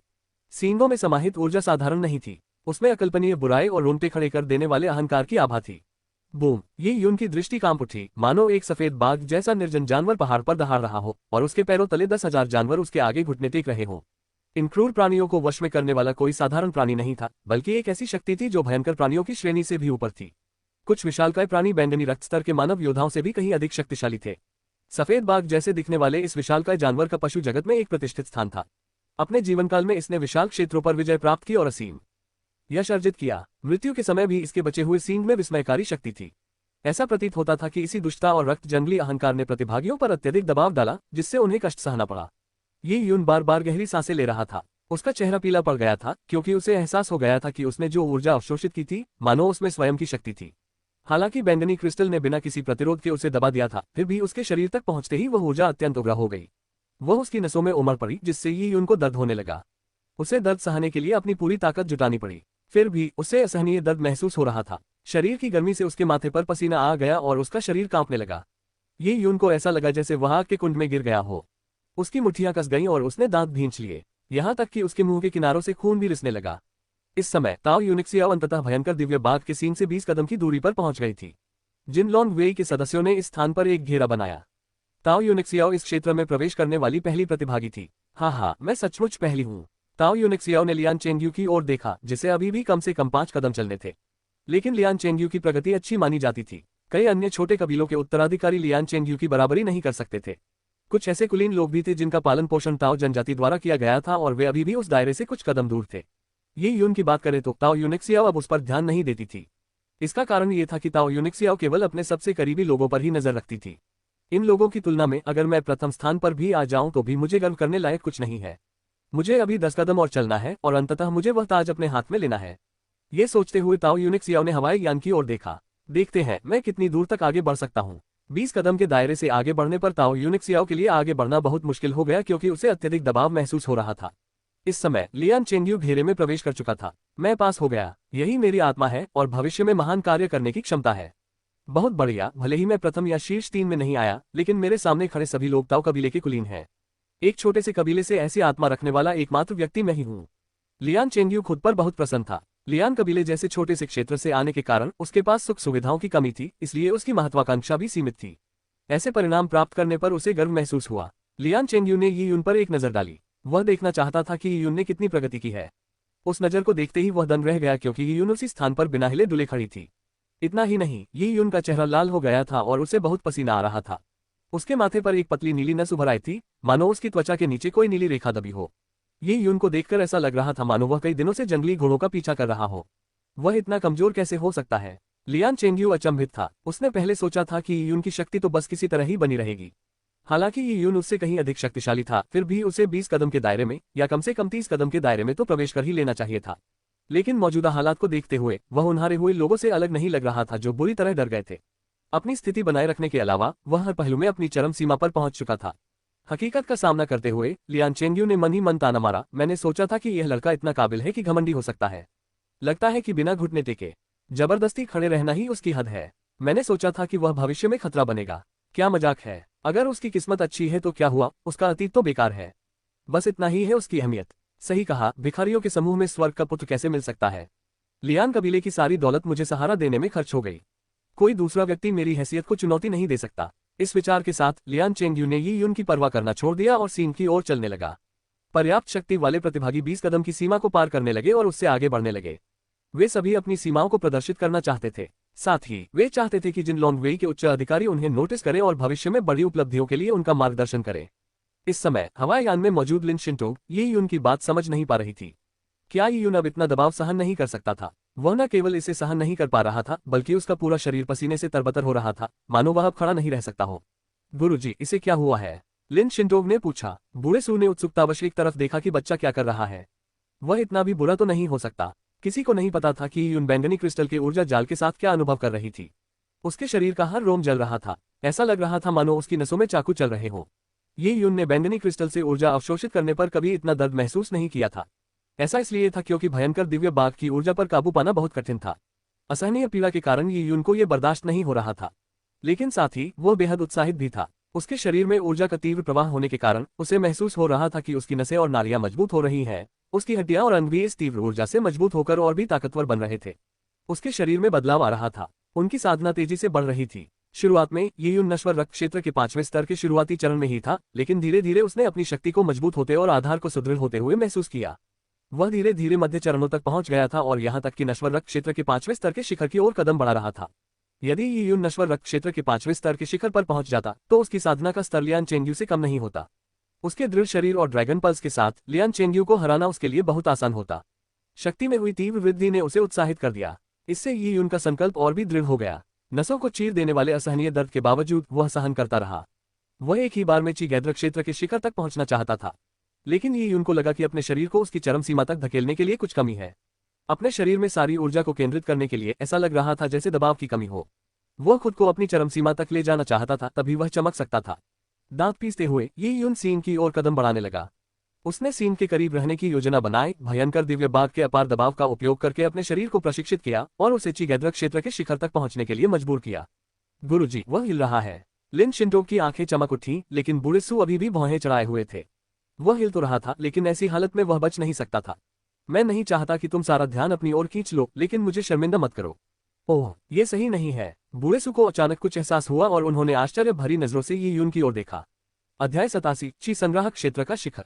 अन्य प्रतिभागियों के कदमों की तुलना में यी यून के लड़खड़ाते कदम अधिक कठिन लग रहे थे। ऐसा लग रहा था मानो वह बाकियों से बहुत धीमा चलने के लिए ही बना हो। छोटे कबीलों के अधिकांश उत्तराधिकारी और ताओ कबीले के कुलीन लोग सीन से 20 कदम की दूरी तक पहुंच चुके थे। कुछ ऐसे भी थे जो संघर्ष कर रहे थे, 20 चरणों की परीक्षा उत्तीर्ण करने के लिए अपनी पूरी कोशिश कर रहे थे। ये छोटा गुलाम हिलने डुलने लगा है, लेकिन इतनी दयनीय हालत में ये ज्यादा दूर नहीं जा सकता। एक नजर डालने के बाद लियान चेंगयू ने आगे कुछ नहीं देखा। उसने अपना सिर उठाकर आकाश में मंडराते विशाल वीरान प्रेत के आकार को देखा। उसने दांत भींचे और माथे से पसीना पोंछते हुए आगे बढ़ता रहा। जैसे जैसे वे भयंकर दिव्य बाघ के सीन के करीब पहुंचते गए, दबाव बढ़ता गया। लियान चेंगयू के लिए हर कदम पिछले कदम से अधिक कठिन होता जा रहा था। उसने देखा कि वह सीन से लगभग 12 कदम दूर था और जानता था कि 10 कदम की दूरी पर पहुंचते ही उसे भयानक दबाव का तीव्र अनुभव होगा। बिना किसी मानसिक तैयारी के वह इसे सहन नहीं कर पाएगा और ऊर्जा के बल पर पीछे की ओर धकेल दिया जाएगा। ताओ जनजाति के कुछ कुलीन वर्ग के लोग इसी कारण असफल हो गए थे, और उन लोगों में से 10 कदम के दायरे में सफलतापूर्वक प्रवेश करने वाला एकमात्र व्यक्ति ताओ यूनिक्सियाओ था। लियान चेंगयू को यह स्वीकार करना पड़ा कि ताओ यूनिक्सियाओ ने उसे शक्ति और आध्यात्मिकता दोनों के मामले में परास्त कर दिया। 14 साल की बच्ची के रूप में ताओ यूनिक्सियाओ बेहद अभिमानी थी, लेकिन ऐसा अभिमान भी आत्मा की अभिव्यक्ति थी। इस समय सबसे धीमे यी यून ने 20 कदम की त्रिज्या के करीब पहुंच लिया था। गुरुजी, वह जल्द ही उत्तीर्ण होने वाला है, लिन शिंटोग ने कहा। बूढ़े सू ने अपनी दाढ़ी पकड़ी और कहा, राज्य के चयन की प्रारंभिक परीक्षा उत्तीर्ण करना कोई बड़ी बात नहीं होगी, भले ही आप उसे उत्तीर्ण कर लें, लेकिन बूढ़े सू ने अपना ध्यान केंद्रित किया और यी यून को ध्यान से देखा। यह बच्चा कुछ कर रहा है। ओह, लिन शिंटोग अचंभित रह गई। उसकी शक्ति बढ़ती जा रही है। बूढ़े सू ने बिना किसी कारण के कहा, जब से उसने सीन की ओर बढ़ना शुरू किया है उसकी साधना का स्तर धीरे धीरे बढ़ता जा रहा है। अजीब बात है। उद्धरण चिन्ह। बूढ़े सू ने अपनी ठुड्डी पर हाथ फेरा और उनकी अद्भुत आंखों ने आकाश की ऊंचाई से ये यून के शरीर के हर हिस्से को स्पष्ट रूप से देख लिया। ये यून की शारीरिक स्थिति का अवलोकन करके उन्होंने महसूस किया कि ये यून की आंतरिक ऊर्जा में परिवर्तन हो रहा है। यदि रहस्यमय बैंगनी क्रिस्टल न होता जो बूढ़े सू की समझ से परे था, तो वह ये देखकर चौंक जाता कि अनगिनत प्रकाश बिंदु फीनिक्स का पीछा करने वाले पक्षियों की तरह ये यून की ओर झुंड बनाकर आ रहे थे। 20 कदम। ये यून अंततः 20 कदम की सीमा में प्रवेश कर गई और पार हो गई। 20 कदम की सीमा रेखा में कदम रखने वाला हर व्यक्ति भीड़ का ध्यान आकर्षित करता था। ये यून भी इसका अपवाद नहीं थी। योद्धा प्रशिक्षण शिविर के कुछ सदस्य पहले ही 100 कदम से अधिक दूर सुरक्षित दूरी पर पीछे हट चुके थे। ये यून को योग्य पाए जाने पर वे नाखुश हुए। ये बच्चा संतुलन नहीं बना पा रहा था और हर कदम पर ऐसा लग रहा था कि वह गिर जाएगा, फिर भी वह क्वालिफाई कर गया। स्वर्ग न्यायपूर्ण था। इस बदमाश की आत्मा उन सभी से कहीं अधिक मजबूत थी। बस इस समय ये यून की संचित ऊर्जा अपने अधिकतम स्तर पर पहुंच चुकी थी। उसके हृदय में स्थित बैंगनी क्रिस्टल प्रत्येक स्पंदन के साथ ऊर्जा को अवशोषित करके उसे संकुचित कर रहा था। ये यून के मुंह से खून निकलने लगा और उसकी रक्तवाहिकाएं ऐसे फूलने लगी मानो वे फटने वाली हो। बस थोड़ा और, बस जरा सा और। ये यून ने अपने दांत भींचे और जैसे ही वह एक और कदम उठाने वाला था, आकाश में मौजूद भयंकर दिव्य बाघ ने अपनी विशाल सुनहरी आंखों से उन सभी को घूर कर देखा। गर्जन। भयंकर दिव्य बाघ की लंबी दहाड़, जो सीन से निकलने वाली अत्यधिक ऊर्जा से भरी थी, ज्वालामुखी विस्फोट की तरह आकाश में गूंज रही थी। आह! लियान चेंग्यू चीख पड़ा। दबाव में अचानक हुए बदलाव से वह असहनीय हो गया। उसे ऐसा लगा जैसे किसी ने उसकी छाती पर हथौड़ा मार दिया हो। एक झटके के साथ उसका शरीर पीछे की ओर उछल गया। फियर्स डिवाइन टाइगर को यह नाम इसलिए मिला क्योंकि इसकी दहाड़ इतनी भयानक थी कि आकाश भी डर जाता था। ये तो भयंकर दिव्य बाघ की मात्र एक काल्पनिक छवि थी। यदि यह एक परिपक्व जीवित भयंकर दिव्य बाघ होता तो उसकी एक दहाड़ ही 1000 लोगों की सेना को मार गिराने के लिए पर्याप्त होती। ताओ कबीले के कई कुलीन लोगों ने भी लियान चेंग्यू जैसा ही अनुभव किया। अचानक उत्पन्न हुई शक्तिशाली आभा के कारण वे तैयार नहीं थे और समय पर प्रतिक्रिया देने में विफल रहे, जिसके परिणामस्वरूप वे पीछे की ओर उड़ गए। जो लोग पहले से ही अपनी सीमा पर थे उन्होंने तुरंत खून की उल्टी कर दी और आगे बढ़ने में असमर्थ हो गए। ताओ यूनिक्सियाओ की बात करें तो उनकी ताकत और आत्मविश्वास साफ तौर पर दिखाई दे रहा था। हालांकि वह पीछे हट गए थे और उनका चेहरा पीला पड़ गया था, लेकिन वह सिर्फ एक घुटने पर बैठे थे और गिरे नहीं।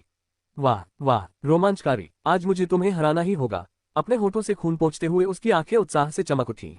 अब उससे कोई प्रतिस्पर्धा नहीं कर रहा था। जिसे हराना था वह स्वयं था। जैसे ही ताओ यूनिक्सियाओ उठकर आगे बढ़ना चाहता था, उसे अपने पीछे हड्डियों के टूटने की आवाज सुनाई दी। का अंडे के छिलकों के चटकने की स्पष्ट आवाज ही सबसे भयावह थी। ताओ यूनिक्सियाओ ने अचानक अपना सिर घुमाकर आवाज के स्रोत का पता लगाने की कोशिश की। उसने पसीने से तरबतर एक युवक को देखा, मानो उसे पानी से बाहर निकाला गया हो, और वह युवक जमीन पर बैठा हुआ था, जबकि उसकी मांसपेशियां उछल रही थीं और कांप रही थीं। उसकी मांसपेशियों का कांपना दबाव के कारण उत्पन्न भय से नहीं, बल्कि ऊर्जा से भरी मांसपेशियों के आनंद से था। ये यून की नाड़ी नलिकाओं में ऊर्जा तेजी से प्रवाहित हो रही थी। जब भयंकर दिव्य बाघ ने दहाड़ मारी तो दबाव अपने चरम पर पहुंच गया, जिससे ये यून के शरीर में ऊर्जा का एक हिंसक प्रवाह उत्पन्न हुआ, मानो कोई तेज गति से दीवार से टकरा गया हो। उसी क्षण उसके शरीर की ऊर्जा पर लगी मोहर टूट गई। ये यून के हृदय में एक भंवर बनने लगा और वह एक ब्लैक होल की तरह अनगिनत प्रकाश बिंदुओं को अपनी ओर खींचने लगा। धमाका! ऊर्जा के विस्फोटक विस्फोट के साथ ये यून के पैरों के पास की चट्टान चकनाचूर हो गई। उसने अपनी आंखें खोली और उसकी आंखों में बिजली की चमक दिखाई दी। चीगैद्र क्षेत्र के शिखर तक मैं आखिरकार पहुंच ही गया हूं। इस लिहाज से मैं पर्पल ब्लड की दुनिया से बस एक कदम दूर हूं। इस बच्चे को क्या हुआ है? ताओ यूनिक्सियाओ की अंतर्दृष्टि और अवलोकन क्षमता के बावजूद वह ये नहीं बता सका कि ये उनके शरीर के साथ क्या हुआ था। चौक के बीच में खड़े झांग टैन को इसका एहसास हो रहा था। हालांकि वह अभी तक स्वर्ग की आंखें खोलने की अवस्था तक नहीं पहुंचा था, लेकिन वह समझ गया था कि यून ने उस अवस्था को पार कर लिया है। इस बच्चे ने सचमुच भयंकर दिव्य बाघ की दहाड़ के दबाव का इस्तेमाल करके सफलता हासिल की। झांग टैन हैरान था, लेकिन उसने दिलचस्पी भरी नजर से देखा। दिलचस्प। आम लोग इतने जबरदस्त दबाव को सहन नहीं कर पाते। हर सांस दिन भर की लग रही थी और वे परीक्षा जल्दी खत्म करने के लिए बेताब थे। लेकिन इस बच्चे ने इस मौके का इस्तेमाल खुद को एक अवसर देने के लिए किया। हाँ, दिलचस्प। झांग टैन को पूरा यकीन था कि यह बच्चा एक दिन जरूर कुछ बड़ा नाम बनेगा। ये यून ने अपनी मुठ्ठियां भींची और गहरी सांसें लीं। उसे हर सांस मीठी और ताजगी भरी लग रही थी। उसकी लार किसी नखलिस्तान के पानी की तरह थी, जो हर घूंट के साथ उसके शरीर को पोषण दे रही थी। चीगैद्र क्षेत्र के शिखर पर पहुंचकर, जो पर्पल ब्लड क्षेत्र से बस एक कदम दूर था, उसे दुनिया अधिक स्पष्ट रूप से दिखाई देने लगी। पर्यावरण के प्रति उसकी समझ और भी बढ़ गई थी। इतना ही नहीं, उन्हें अपने शरीर में असीम ऊर्जा का एहसास हो रहा था। उनके चारों ओर मौजूद प्रचुर मात्रा में स्वर्ग पृथ्वी युवांची उनके रोम रोम में प्रवेश कर रही थी। चीगैद्र स्तर के शिखर पर पहुंचा योद्धा आसपास की ऊर्जाओं को आसानी से अवशोषित कर सकता था। हालांकि वे अनाज से परहेज करने के स्तर तक नहीं पहुंचे थे, फिर भी वे भोजन की कमी में भी जीवित रह सकते थे। ये क्यूई गैद्र क्षेत्र का शिखर है, बहुत अच्छा लग रहा है।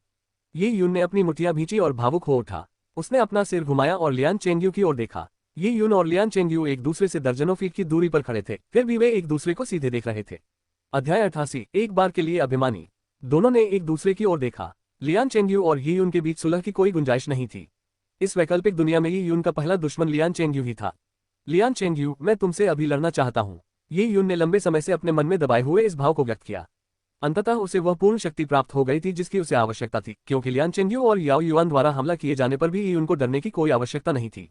ऐसी परिस्थितियों में ये यून की एकमात्र इच्छा थी कि वह लियान चेंगयू को बुरी तरह पीट दे। यदि संभव हो तो वह लियान चेंगयू को जीवन भर के लिए अपाहिज कर देना चाहता था। छोटे बदमाश, तू ये क्या कर रहा है? लियान चेंगयू को नहीं पता था कि ये यून के साथ क्या हुआ था। उसे बस इतना महसूस हुआ कि बच्चा थोड़ा अलग था। हालांकि वह ये नहीं बता सका कि क्या अलग था। मुझे क्यों देख रहे हो? कहीं तुम मुझसे लड़ना तो नहीं चाहते? तुम तो इसके लायक भी नहीं हो। लियान चेंगयू ने अपनी आवाज को एक सीधी रेखा में मोड़कर दर्जनों फीट दूर से ये यून के कान में डाल दिया। ये यून को वह छोटी सी तकनीक नहीं पता थी। लियान चेंगयू से बात करने के लिए उसे चिल्लाना पड़ता था, जिससे वह मूर्ख लगता था। मुझे ये तकनीक सीखनी होगी। अतीत में पढ़ी गई वुजिया उपन्यासों के आधार पर ये यून जानता था कि रेनडुएर माय खोल चुके एक विशेषज्ञ के लिए इसे सीखना मुश्किल नहीं था। लेकिन बोलने में असमर्थ होने का मतलब यह नहीं था कि ये उनके पास प्रतिक्रिया देने का कोई साधन नहीं था। उसने अपना हाथ आगे बढ़ाया और छोटी उंगली उठाकर लियान चेंगयू को इशारा किया। इस परलोक में भी छोटी उंगली उठाना तिरस्कार और उकसावे का प्रतीक था। लियान चेंगयू का चेहरा सख्त हो गया। तुम मौत को दावत दे रहे हो? ये यून ने केवल उपहास किया और लियान चेंगयू को नजरअंदाज करना शुरू कर दिया। अहंकार, जी हाँ, यह अहंकार था। ये यून कोई शांत स्वभाव का व्यक्ति नहीं था। अतीत में वह गुमनाम ही रहता था क्योंकि उसमें ताकत की कमी थी और वह केवल सहन कर सकता था। अब उसके पास ताकत थी और लियान कबीले में कोई भी उसकी ताकत को चुनौती नहीं दे सकता था। इस समय क्या कुछ भी सहन करने की कोई आवश्यकता थी? छोटे गुलाम, तुम्हारी हिम्मत कैसे हुई अपने स्वामी के प्रति इतना अनादर करने की? कुछ ही दूरी पर ताओ यूनिक्सियाओ ने ये यून की स्थिति पर ध्यान दिया। उसे याद आया कि लियान चेंगयू ने बताया था कि ये यून लियान कबीले से संबंध रखता है। ताओ यूनिक्सियाओ के लिए ऐसा कबीले का सदस्य एक गुलाम के समान था। लेकिन एक गुलाम ने लियान चेंगयू पर अपनी छोटी उंगली उठाने की हिम्मत की। ऐसा अहंकार मृत्युदंड के योग्य था। ताओ यूनिक्सियाओ शासक वर्ग से थे और उनका रुतबा लियान चेंगयू के समान था। इसलिए वे एक दास द्वारा स्वामी के विरुद्ध विद्रोह को सहन नहीं कर सके, क्योंकि वे स्वयं स्वामी थे। बच्चे, तुम तो बड़े ही घमंडी हो। ताओ यूनिक्सियाओ को भी अपनी आवाज को एक निश्चित स्तर तक सीमित रखना आता था और उसने जानबूझकर अपनी आवाज में एक आक्रामक प्रहार शामिल किया था जो सुई की तरह चुभ रहा था और ये यून के कानों को परेशान कर रहा था। ये यून ने ताओ यूनिक्सियाओ पर एक नजर डाली। एक ऐसे व्यक्ति के लिए जो हद से ज्यादा अहंकारी था। केवल दुनिया ही उसे अहंकारी होने की इजाजत देती थी और अगर कोई उससे भी ज्यादा अहंकारी दिखाई देता तो यह उसकी सत्ता के लिए चुनौती होती। तब वह नाराज हो जाता और दूसरे पक्ष को नष्ट करने का इरादा रखता। हालांकि ये यून को ताओ यूनशियाओ से उतनी नफरत नहीं थी जितनी उसे लियान चेंगयू से थी। लेकिन ये यून को लगा कि इस लड़के को एक अच्छी खासी पिटाई मिलनी चाहिए। ये यून को अपनी आवाज प्रसारित करना नहीं आता था, इसलिए वह केवल अपना छोटा हाथ बढ़ाकर अपनी छोटी उंगली से ताओ यूनिक्सियाओ को इशारा कर सका। वह ची गैद्र स्तर के शिखर पर था और ताओ यूनिक्सियाओ ने पर्पल ब्लड स्तर में प्रवेश नहीं किया था, वरना उसे प्रारंभिक दौर में भाग लेने की आवश्यकता ही नहीं पड़ती। चूंकि सभी की साधना समान थी तो भला कौन किससे डरता था? धत्तेरे की, ताओ यूनिक्सियाओ के माथे पर नसें क्रॉस के आकार में उभर आईं। उसने कभी सोचा भी नहीं था कि वह छोटा गुलाम इतना घमंडी होगा कि उसे उकसा भी देगा। आप मौत को दावत दे रहे हैं। ये सच है कि नवजात बछड़े बाघों से नहीं डरते। क्या तुम जानते हो मैं कौन हूँ? बहुत खूब, मैं ये सुनिश्चित करूंगा कि तुम्हें अपने इस कृत्य पर जीवन भर पछतावा हो। ताओ यूनिक्सियाओ गुर्राया। ये यून हंस पड़ी क्योंकि वह वाक्यांश ताओ यूनिक्सियाओ पर ही लागू होता था। 14 साल का एक बच्चा जिसने कभी असफलताओं का सामना नहीं किया था, अपनी सीमाओं को नहीं जानता था। दुनिया में अधिकांश लोग अवचेतन रूप से सोचते हैं कि वे अलग हैं, यहाँ तक कि एक मंदबुद्धि व्यक्ति भी ऐसा ही सोच सकता है। ताओ यूनिक्सियाओ खुद को असाधारण मानता था और नई पीढ़ी का ऐसा गुरु मानता था जो अंततः ताए दिव्य साम्राज्य से बाहर निकलेगा। ये यून ने ताओ यूनिक्सियाओ की अनदेखी की और वह जानवर के सीन की ओर बड़े बड़े कदम बढ़ाने लगा। उसने ऊर्जा को पूरी तरह से अवशोषित नहीं किया था। बैंगनी क्रिस्टल द्वारा अवशोषित सारी ऊर्जा क्यूई गैद्र क्षेत्र के शिखर तक पहुंचने के लिए खर्च हो चुकी थी, इसलिए ये उनको अपने शरीर में ऊर्जा की कमी महसूस हो रही थी। अपनी खाली अवस्था में केवल एक मूर्ख ही अपनी आंखों के सामने मौजूद उच्च गुणवत्ता वाले ऊर्जा स्रोत को ग्रहण नहीं करेगा। ये यून न केवल अवशोषित करना चाहता था बल्कि वह जी भरकर पीना चाहता था। भयंकर दिव्य बाघ की वह अत्यंत कष्टदायक शक्ति जिसका सामना ये यून को पहले करना पड़ा था, अब उसके लिए बेहद आरामदायक थी। साथ ही मौजूदा दबाव के कारण वह ऊर्जा को और भी अधिक कुशलता से अवशोषित कर पा रहा था, क्योंकि इससे बैंगनी क्रिस्टल द्वारा अवशोषित ऊर्जा उसके शरीर और रक्त में शीघ्रता से प्रवेश कर रही थी। ऐसी स्थिति में ये यून स्वाभाविक रूप से जानवर के सीन के करीब जाना चाहता था। ये यून को अपने कदम बढ़ाते देख ताओ यूनिक्सियाओ ने तिरस्कार भरी मुस्कान के साथ कहा, तुम छोटे गुलाम, तुम तो वाकई जिद्दी हो। मैं देखना चाहती हूँ कि तुम कितनी दूर तक जा सकते हो। क्या तुम अपने शरीर से पसीना नहीं पोंछोगे? ताओ यूनिक्सियाओ के शब्द व्यंग्य से भरे थे, लेकिन ये यून ने उसे नजरअंदाज कर दिया। जैसे ही उसने आगे बढ़ना शुरू किया, हालांकि हर कदम आसान था, ये यून की गति तेज नहीं थी क्योंकि वह सीन की ऊर्जा को अवशोषित करना चाहता था और साथ ही वह अपने शरीर को मजबूत करने के लिए उस दबाव का उपयोग करना चाहता था। कुछ क्षणों बाद लियान चेंगयू उठने में कामयाब हो गया था। यह विश्वास करना कठिन था कि इस बदमाश को कोई गंभीर चोट नहीं आई और भयंकर दिव्य बाघ द्वारा भेजे गए दबाव के बावजूद भी उसमें आगे बढ़ने की ताकत बची रही। ये कहना होगा कि संकीर्ण मानसिकता और ईर्ष्या को एक तरफ रखते हुए लियान चेंगयू में मार्शल आर्ट में दृढ़ता और लगन थी। ये यून, लियान चेंगयू और ताओ यूनिक्सियाओ तीनों ही जानवर के सीन की ओर चलने लगे। वहां बहुत कम लोग बचे थे, लगभग 12 ही, लेकिन वे सभी अभी भी जमीन पर थे। कई लोग पहले ही क्वालिफाई कर चुके थे, लेकिन उस शक्ति के प्रभाव से उन्हें पहले ही पीछे धकेल दिया गया था और वे घायल हो गए थे। इसलिए उन्हें सुरक्षित दूरी पर पीछे हटना पड़ा। आत्मा में 20% शक्ति, 20% साहस, 20% दृढ़ संकल्प और 20% धैर्य शामिल थे। ये किसी व्यक्ति का समग्र मूल्यांकन था। यदि किसी भी पहलू में कमी हो, तब भी यदि व्यक्ति में कोई अन्य पहलू उत्कृष्ट हो, तो वह प्रारंभिक चरण में अच्छा प्रदर्शन कर सकता है। ये बच्चा दूसरों पर अपनी छोटी उंगली तानना सचमुच घमंडी और बचकाना है, लेकिन मुझे ये पसंद है, बूढ़े सू ने अपनी दाढ़ी सहलाते हुए हंसते हुए कहा। गुरुजी, ये यून ने अचानक यह उपलब्धि कैसे हासिल कर ली? लिन शिंटो को विश्वास नहीं हो रहा था। उसने दबाव में भी सफलता हासिल की। कभी कभी योद्धा अत्यधिक दबाव में अपनी बाधाओं को पार कर लेते हैं। उदाहरण के लिए, खतरे का सामना करते हुए जब उनकी जान दांव पर लगी होती है, तब भी कुछ योद्धा खतरे से बाहर निकल आते हैं। यह एक अद्भुत क्षमता है। आमतौर पर ऐसे लोगों में बहुत साहस होता है और वे मुश्किल समय में भी आसानी से जीवित रह सकते हैं, जिससे वे भविष्य में बहुत आगे बढ़ सकते हैं। लिन शिंटो को विश्वास नहीं हो रहा था कि बूढ़ासू यही उनके शारीरिक स्वास्थ्य में कमी के कारण इतनी गंभीर बातें कहेगा।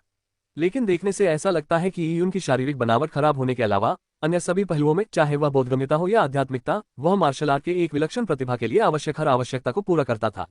क्या ऐसा व्यक्ति अंततः अपनी कमजोर शारीरिक स्थिति की बेड़ियों को तोड़कर महानता प्राप्त कर सकता है? लिन शिंटो को नहीं पता था, ठीक वैसे ही जैसे उसे ये भी नहीं पता था कि भविष्य में उसकी समाप्त हो चुकी नसों को फिर से जोड़ने की कोई छोटी सी भी उम्मीद है या नहीं। लिन शिंटो जब सोच ही रही थी, तब तक ये यून 8 कदम आगे बढ़ चुकी थी। ये यून के पैर छोटे थे, इसलिए 8 कदम चलने के बाद भी वह सीन से 10 कदम की त्रिज्या सीमा से काफी दूर था। इस बिंदु पर लियान चेंगयू आखिरकार उस सीमा तक पहुंच गया था।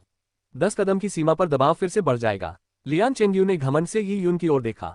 एक गहरी सांस लेते हुए उसने अपना पैर अंदर की ओर 1 कदम बढ़ाने के लिए उठाया।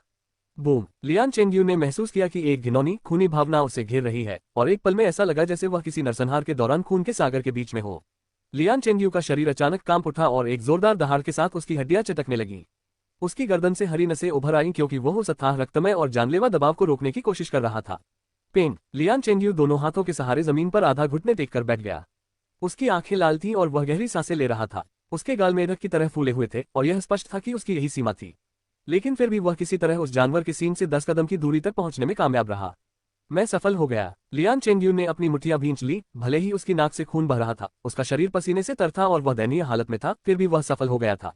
वह बेहद उत्साहित था क्योंकि वह प्रारंभिक दौर में शीर्ष के करीब था। 9 पर्पल ब्लड योद्धाओं के अलावा, जिन्होंने प्रारंभिक दौर में भाग नहीं लिया, और ताओ यूनिक्सियाओ और ताओ कबीले के कुछ चुनिंदा अभिजात वर्ग के अलावा कोई भी ऐसा नहीं था जो लियान चेंगयू का मुकाबला कर सके। प्रारंभिक दौर की रैंकिंग के आधार पर यदि वह इसे बरकरार रख पाता तो उसे राज्य के चयन में उत्तीर्ण होने में कोई समस्या नहीं होती। वाह! लियान चेंगयू जोर से हंसना चाहता था, लेकिन उसकी सारी ऊर्जा पहले ही खर्च हो चुकी थी, इसलिए वह अब और हंस नहीं सकता था। अचानक लियान चेंगयू को एहसास हुआ कि यून पहले ही उसके पास आ चुका है। जब लियान चेंगयू 10 कदम के भीतर होने के दबाव का सामना कर रहा था, तभी यून आराम से अपने छोटे पैरों से 10 कदम की सीमा तक चल पड़ा था।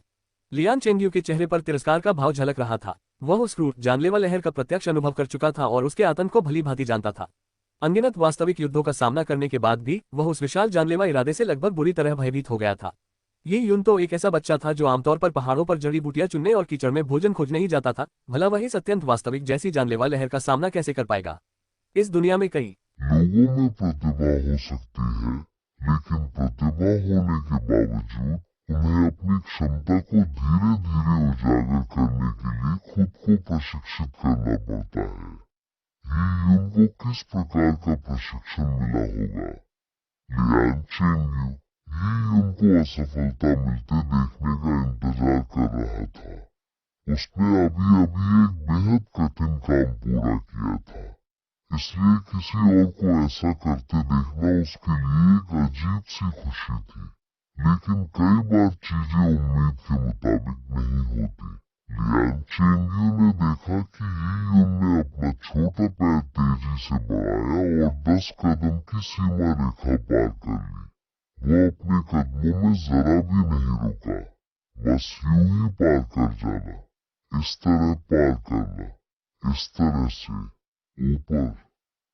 लियान चेंगयू बेहद प्रभावशाली लग रहा था। उसकी आंखें किसी मछलीघर में बैठी बड़ी बड़ी आंखों वाली सुनहरी मछली की तरह घूर रही थी।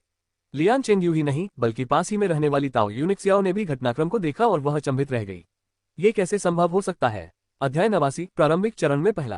ताओ यूनिक्सियाओ के लिए भी 10 कदम की सीमा रेखा पार करना इतना आसान नहीं था। ये समझ से परे था। क्या ये यून द्वारा पार की गई 10 कदम की सीमा रेखा दूसरों द्वारा पार की गई रेखा से अलग थी? न तो ताओ यूनिक्सियाओ और न ही लियान चेंगयू को इस पर विश्वास हो सका। लेकिन वे उस क्षेत्र तक चलकर नहीं जा सके जहां से ये यून गुजरी थी और उसकी जांच नहीं कर सके क्योंकि उन्हें अपनी जगह पर खड़े रहना भी मुश्किल लग रहा था। क्या यह संभव है कि ये यून ने यह उपलब्धि इसलिए हासिल की क्योंकि उनके पास अद्वितीय आध्यात्मिक शक्ति थी? यह स्वीकार्य था। दूर दूर से अयोग्य घोषित किए गए कई प्रतिभागी, विशेषकर लियान जनजाति के योद्धा तैयारी शिविर के सदस्य, स्तब्ध रह गए, मानो उन्होंने पूरा अंडा निगल लिया हो। उनके दिलों में बसे अजय युवा स्वामी लियान चेंगयू को ये यून ने पछाड़ दिया था। कुछ ही मिनट पहले ये यून भयंकर दिव्य बाघ की आभा के दबाव में था, जिससे उसे बहुत पसीना आ रहा था और वह दयनीय दिख रहा था। अचानक उसे दिव्य सहायता कैसे मिली जिससे वह आसानी से आगे बढ़ सका?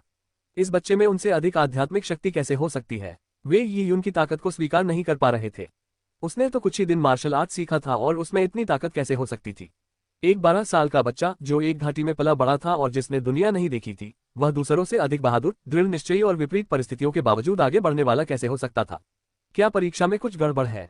क्या ये यून ने कोई खामी ढूंढ ली होगी? लियान चेंगयू के मन में यही विचार आया कि यही कारण हो सकता है और यही एकमात्र कारण था जो उसे स्वीकार्य लगा।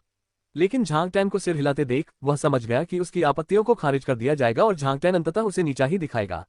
क्या बिल्ली है? लियान चेंगयू इसे स्वीकार नहीं कर सका।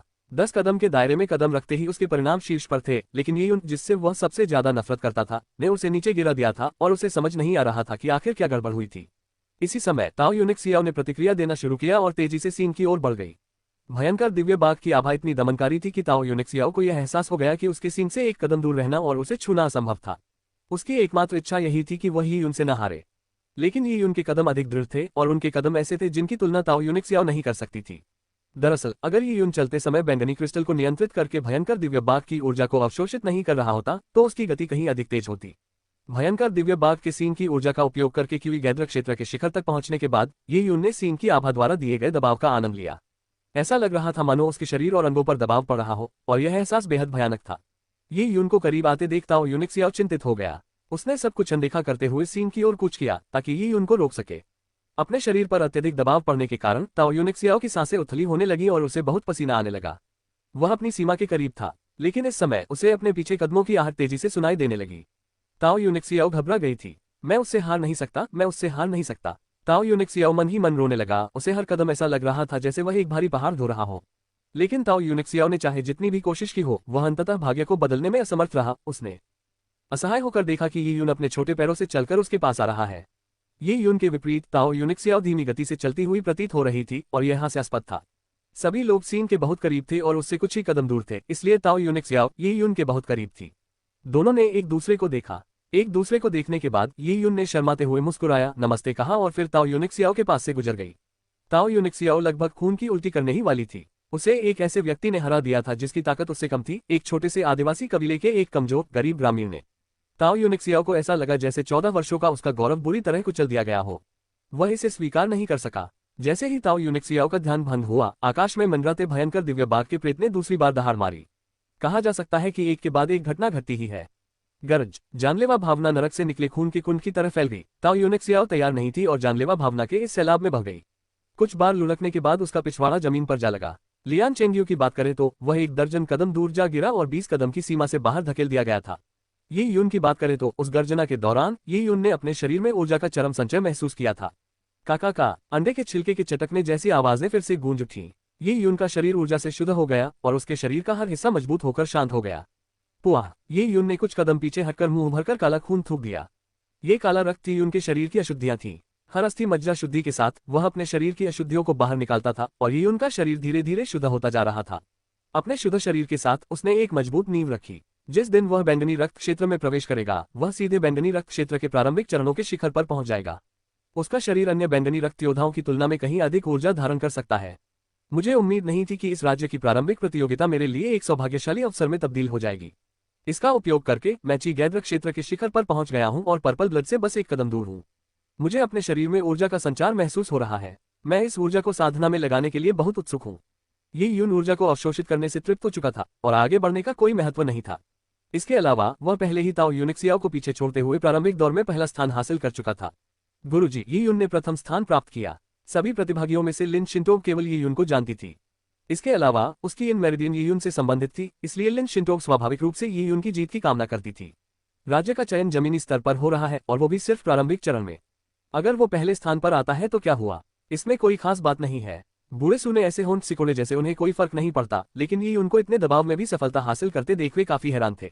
अगर यह सिर्फ एक बार हुआ होता तो कुछ भी नहीं होता, लेकिन अगर ये उन दबाव में या मुश्किल समय में बार बार सफलता हासिल कर लेता है तो वह एक ऐसी ताकत बन जाएगा जिससे मुकाबला करना आसान नहीं होगा।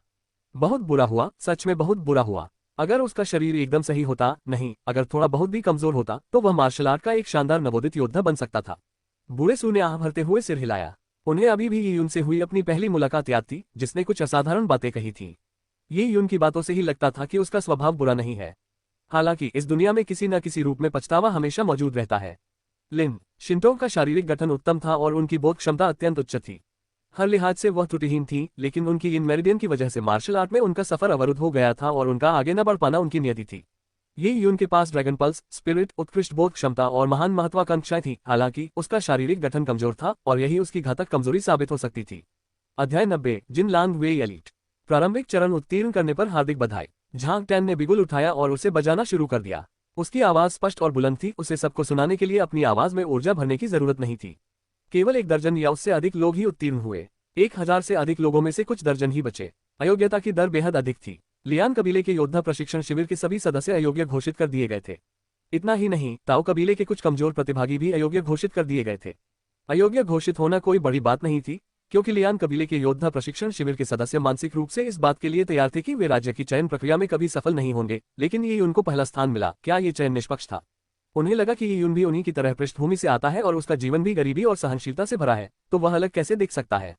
लोग ऐसे ही थे। जो लोग पवित्र थे वे उनकी चमक को स्वीकार कर लेते थे और उनसे ईर्ष्या नहीं करते थे, और शायद उनकी प्रशंसा भी करते थे, उनसे जुड़े रहने की उम्मीद में, अनुयायी बनकर यश प्राप्त करने की आशा में। लेकिन वे ये स्वीकार नहीं कर सके कि उन्हीं के समान या उनसे भी बदतर स्थिति वाले लोगों ने अचानक विद्रोह कर दिया और उन्हें पीछे छोड़ दिया।